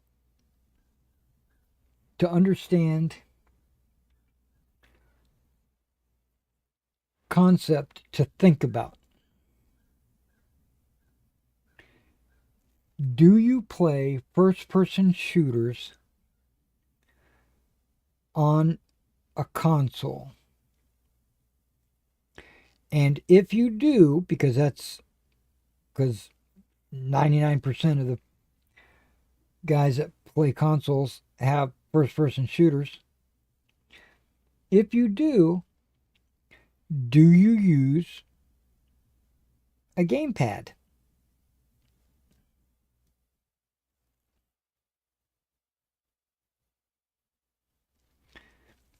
Meaning, do you have like your trigger buttons and your little thumb joysticks and your, one for movement, one for aiming or whatever? You know what I'm talking about.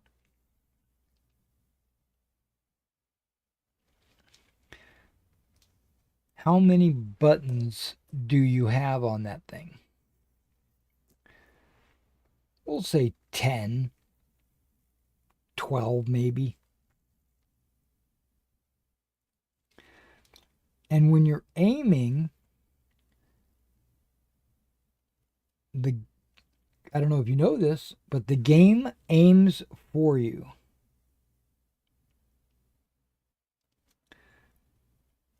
You move your crosshair close to the enemy. When you shoot, you're going to hit.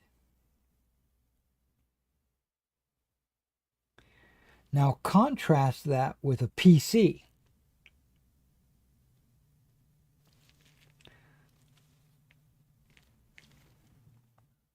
Your bullet, if you shoot, goes exactly where you're aiming.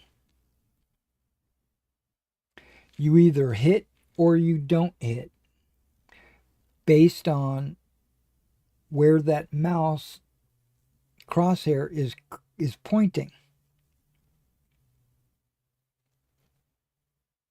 There's no auto aim with PC. There's also probably about 50 buttons you can press. I might be exaggerating, but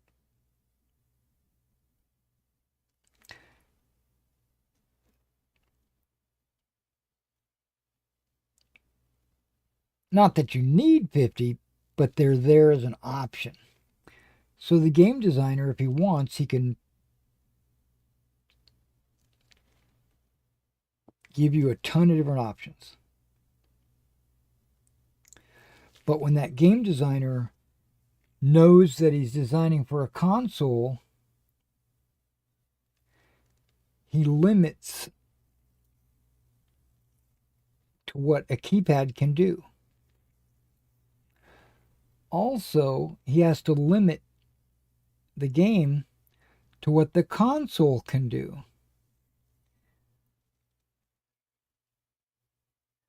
It's in their contract. That way, when you plug in the game, it'll work. PC game designers are not limited by specs.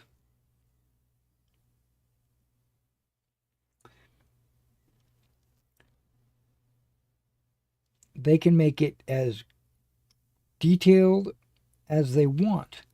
They can put as much graphics into it as they want. And it's up to the gamer to decide if he wants to have a system that can handle it or not.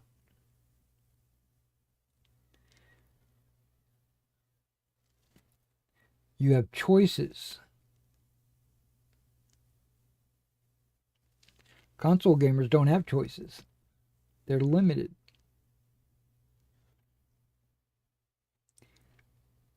Now, sometimes they'll upgrade their systems. They'll go from the X to the S, or whatever. And they'll make it better that way. Sometimes a game will say it won't play on that system. Same thing with a PC game. It'll say minimum requirements. But a lot of times you can play a game that doesn't meet the minimum. It'll just be janky.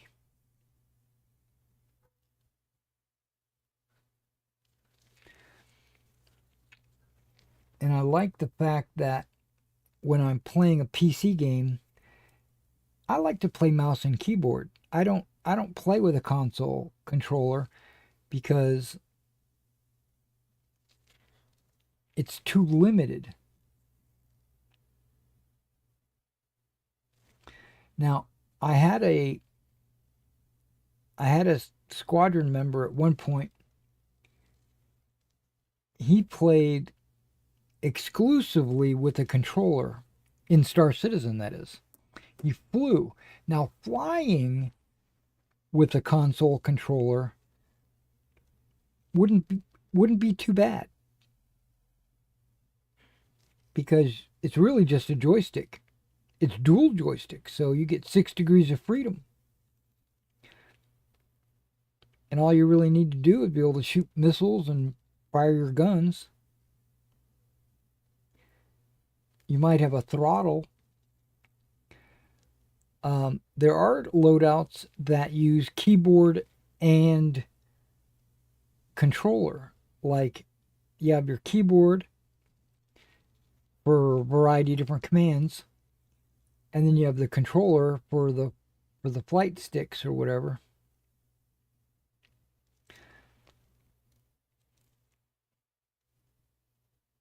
But again, that's the player making that decision how they want to play the game. Okay, I'm running out. I probably should put another drop in there.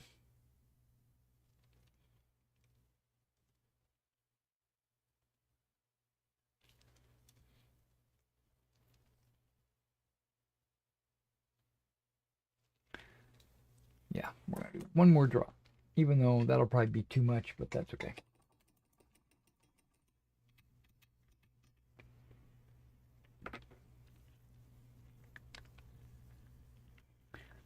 I don't know. I've ranted on that subject for years and years and years and years.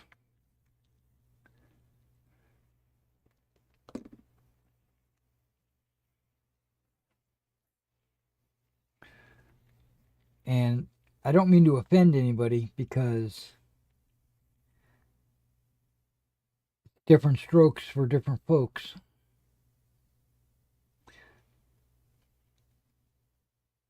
It's just the way I view.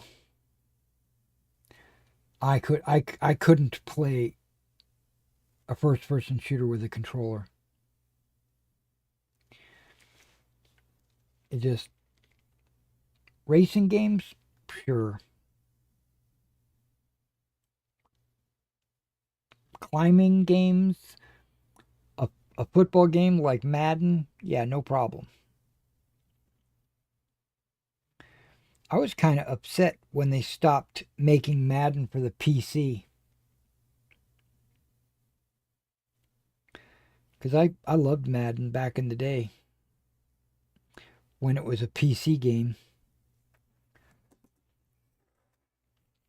Okay.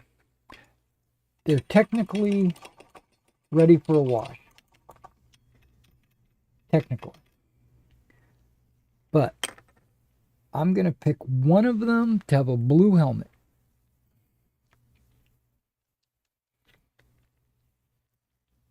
And they can call him Smurf all they want.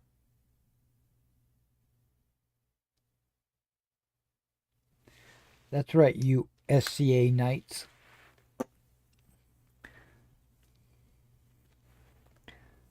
Um,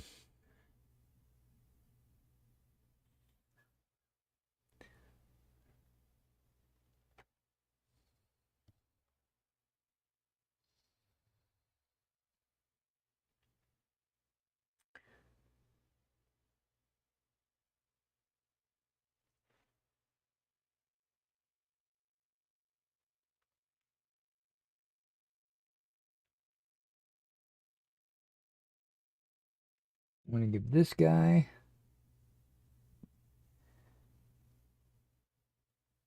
Nope, I'm going to give this guy the blue helmet.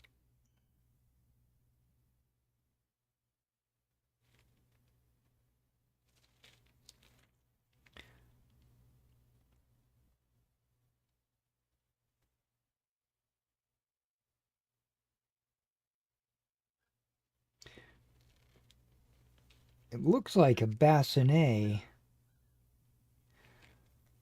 but he's got a bever. I'm not going to paint the bever.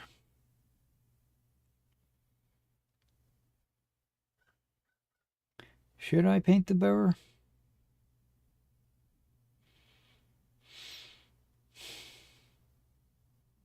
Yeah, I'm going to paint the bever.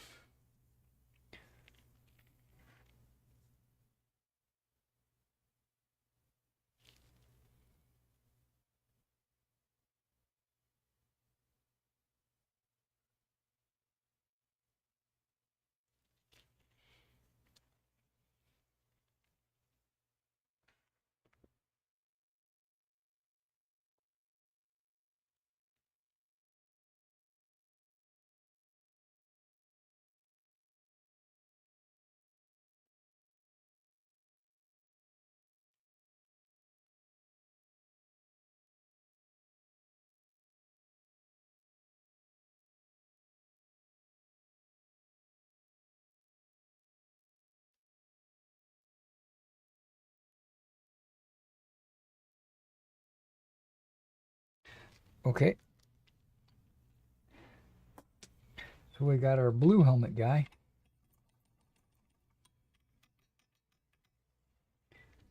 Now I'm going to paint one with a red helmet. And those will be the leaders of their gangs.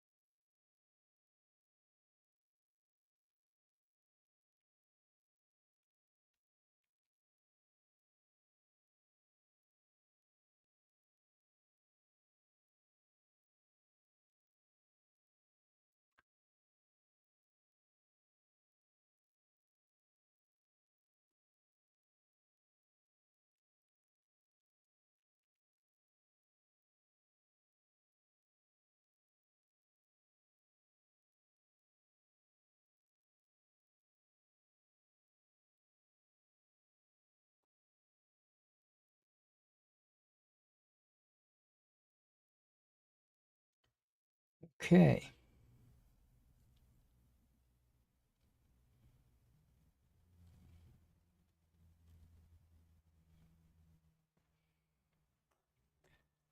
That should be good. Okay, now they're ready for a wash.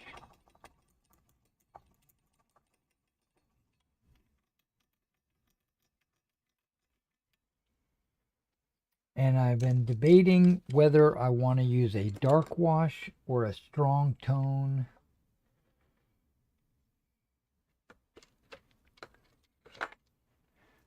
Okay, I've got dark tone, which will really bring this metallic down. And that's what I think I want to do.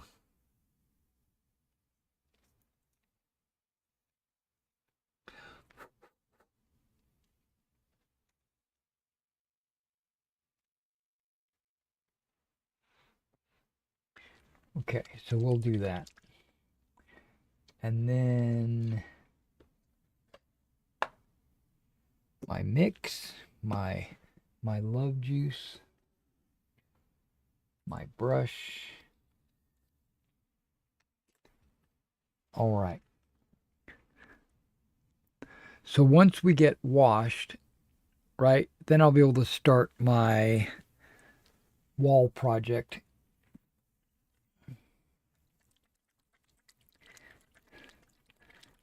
I think I'm going to start off with just 30 drops, because I know it's probably going to be closer to 60 to 80 drops. I'm just going to start with 30 and see how far I can get with 30.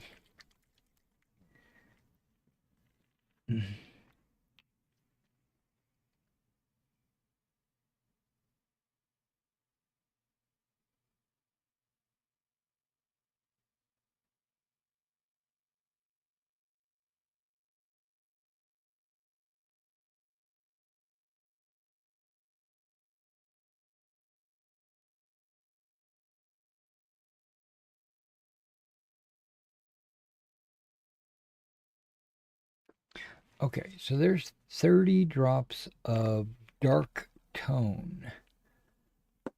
That's going to be very, very dark. So now I want 30 drops of my love juice.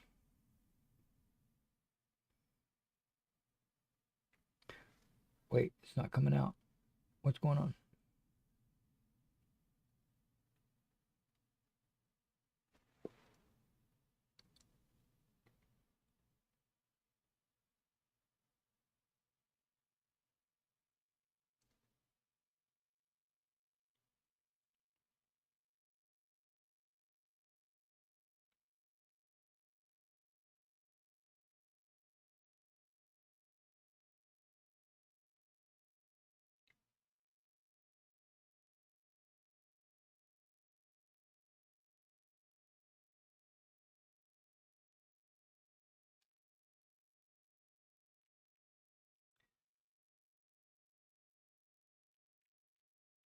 All right. The moment of truth. Stir this concoction up.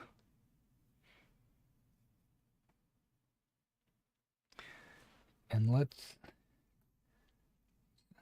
get her done.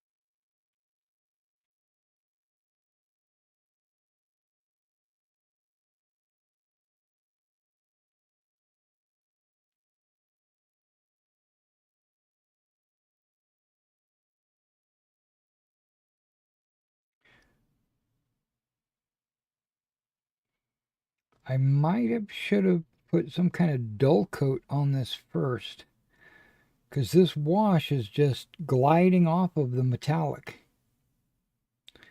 because it's too shiny. That's a good thing, sort of. We'll see.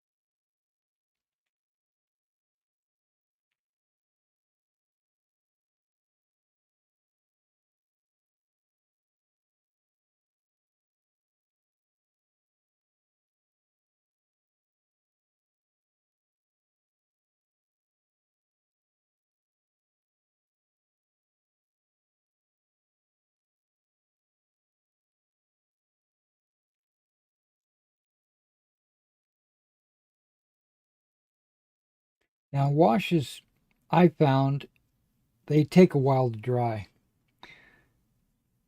Um, More than 30 minutes, sometimes hours. So, like I said, what I'll do is once I get this wash on here, we're going to start with my second project. I'll move the camera maybe.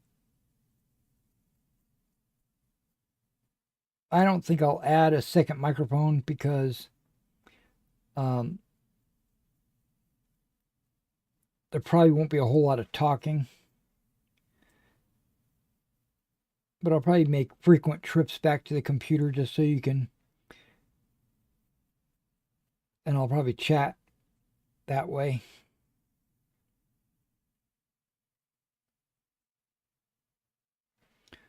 I guess we'll see. We'll see how I do it.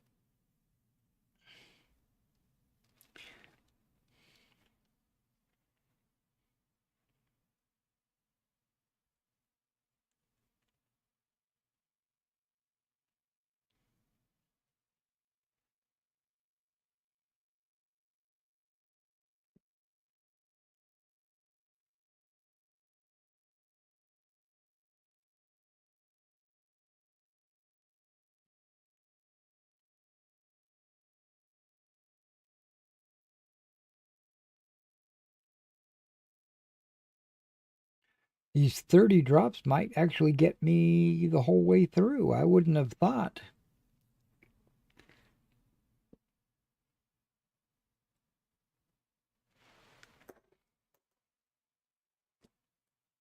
But we'll see.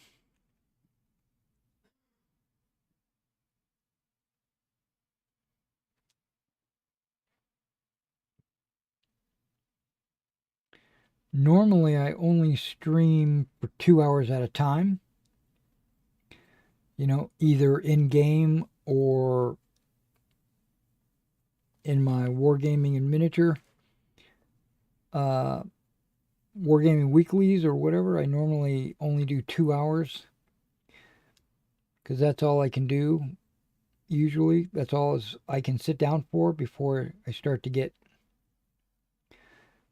antsy. But this was only an extra hour or so before I got to get up and work on my shelves.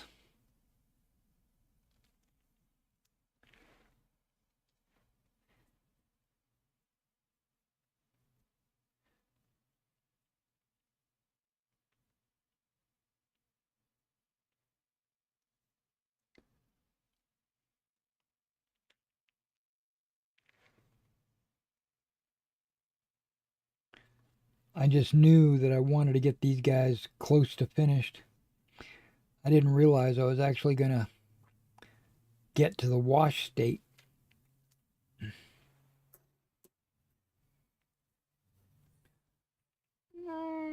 Okay. I'm not sure where we're at. If we're over half or not with the wash.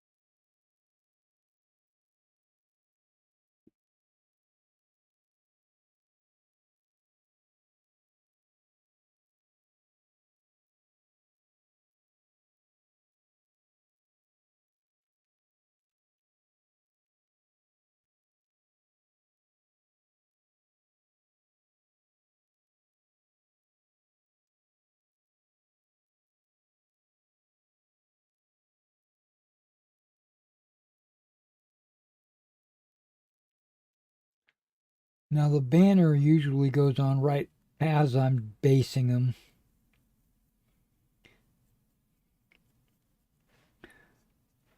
Now I might just do a colored streamer.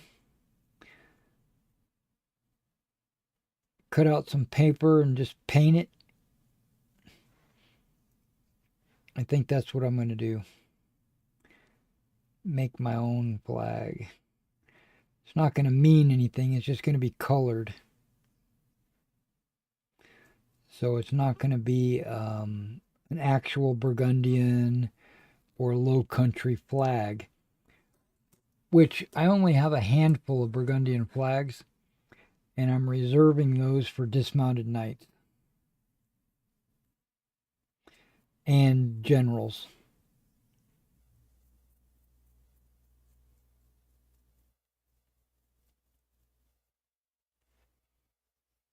Okay, so 30 looks like you can get 6 of these bases. So 15 more for the last 2 bases.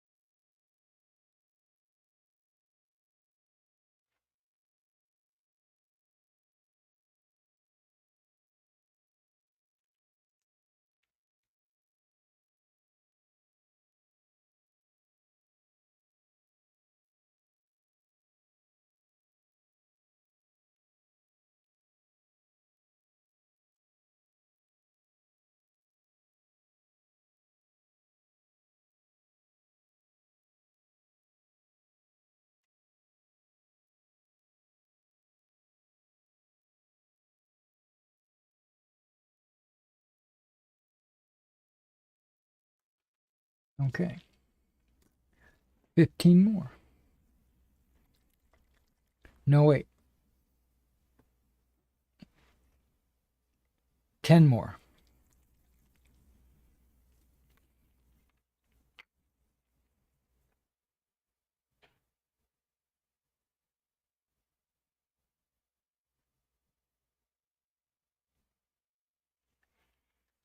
Okay, there's 10 dark tone drops.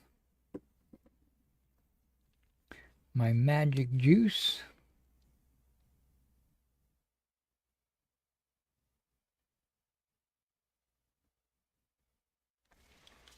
Also 10. I do a 1-for-1. Even though these drops are just a little bit smaller than those drops, it works out.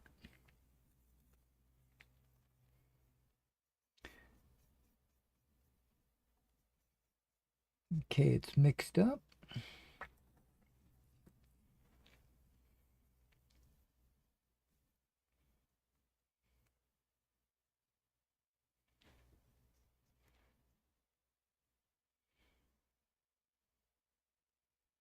One of the reasons why I normally only do, it just dawned on me, one of the reasons why I do only like 2 hours at a time is because my eyes get sore. Because I'm starting to feel it right now. My eyes are starting to get blurry.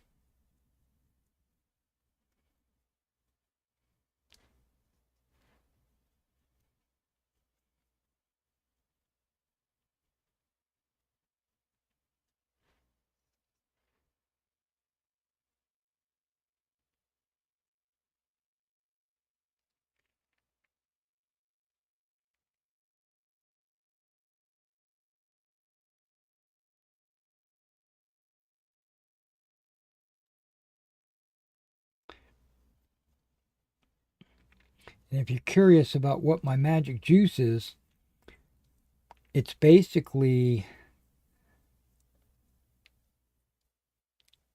about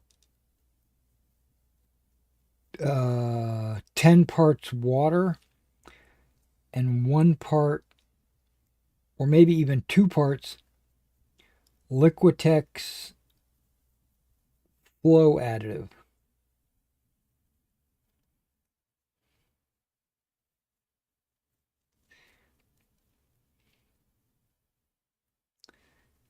So it makes the wash more runny. Wow. Okay. I was like, I haven't used it all, but then again, there's a second base.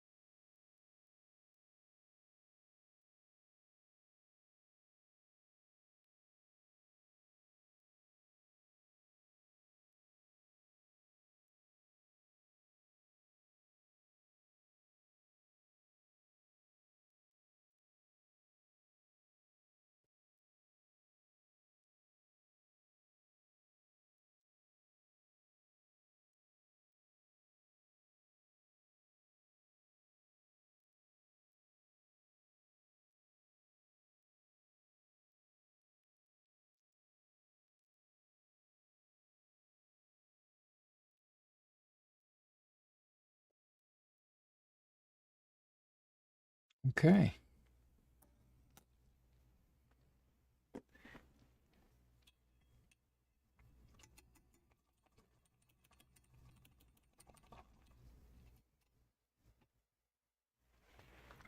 Let me turn some of these lights off.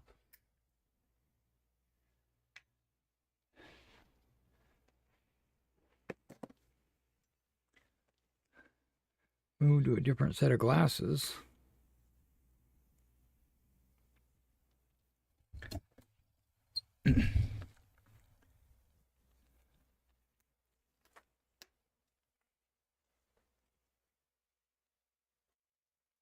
Take these rubber gloves off.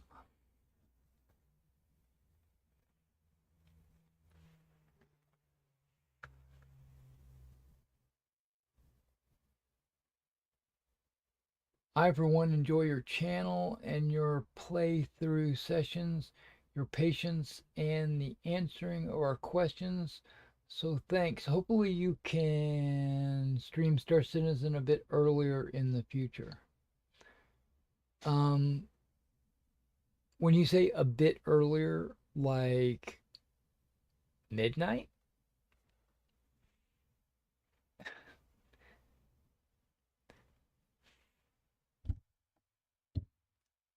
Because basically, I don't stream until everybody's gone to bed.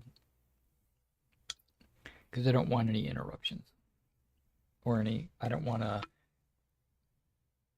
yell at the computer and wake and have people come in here and saying, "Hey," because this has happened in the past. I've been playing like online games with friends or whatever, and the music would be so loud or the game explosions would be so loud or whatever that I would have to yell into my microphone because because I want to be able to hear myself, and my wife would come in here and say, "You're yelling, stop yelling." Not a bad thing. It's just a coincidence.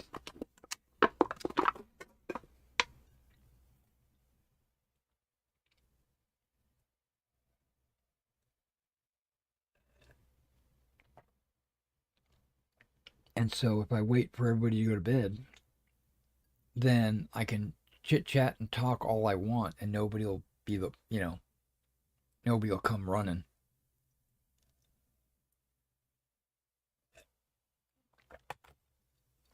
But with the organization, I wouldn't play solo after midnight. You know, it would be during regular hours. Okay, so I'm gonna let those dry till after the stream, and I'll base them off camera, and I'll do a 100 Years War project update where I update you on what they look like um, up close.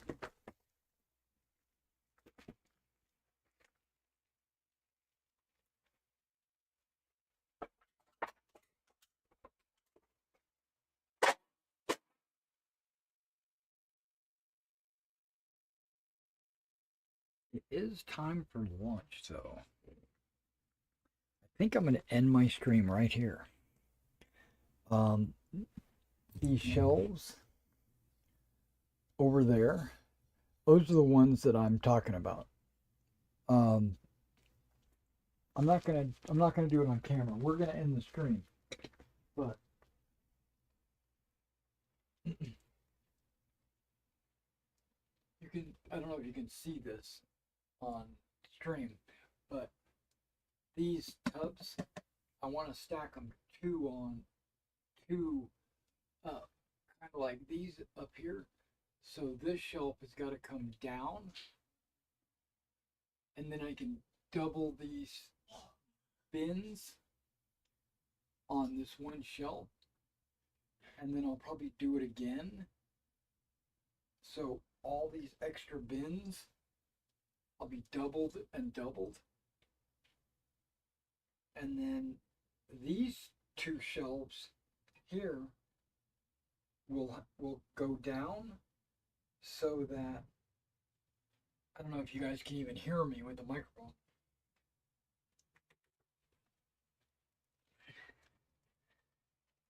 Where my terrain pieces, you can see how tall they are. They're not very tall at all, right?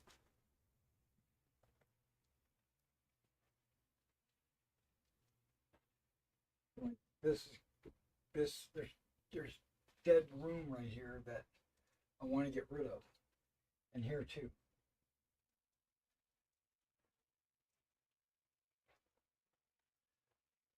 But I'll do that after lunch because it's 12 o'clock. So, um, yeah, I'll take midnight. Okay. Okay. So what I'll do is I'll try to start at midnight. I used to I, about two 2 years ago, I had a stream called Star Citizen After Midnight, and that's what I did. I started it right at midnight, so I can do that again. That'd be no problem. I want to make my audience happy. D-Day anniversary. All right.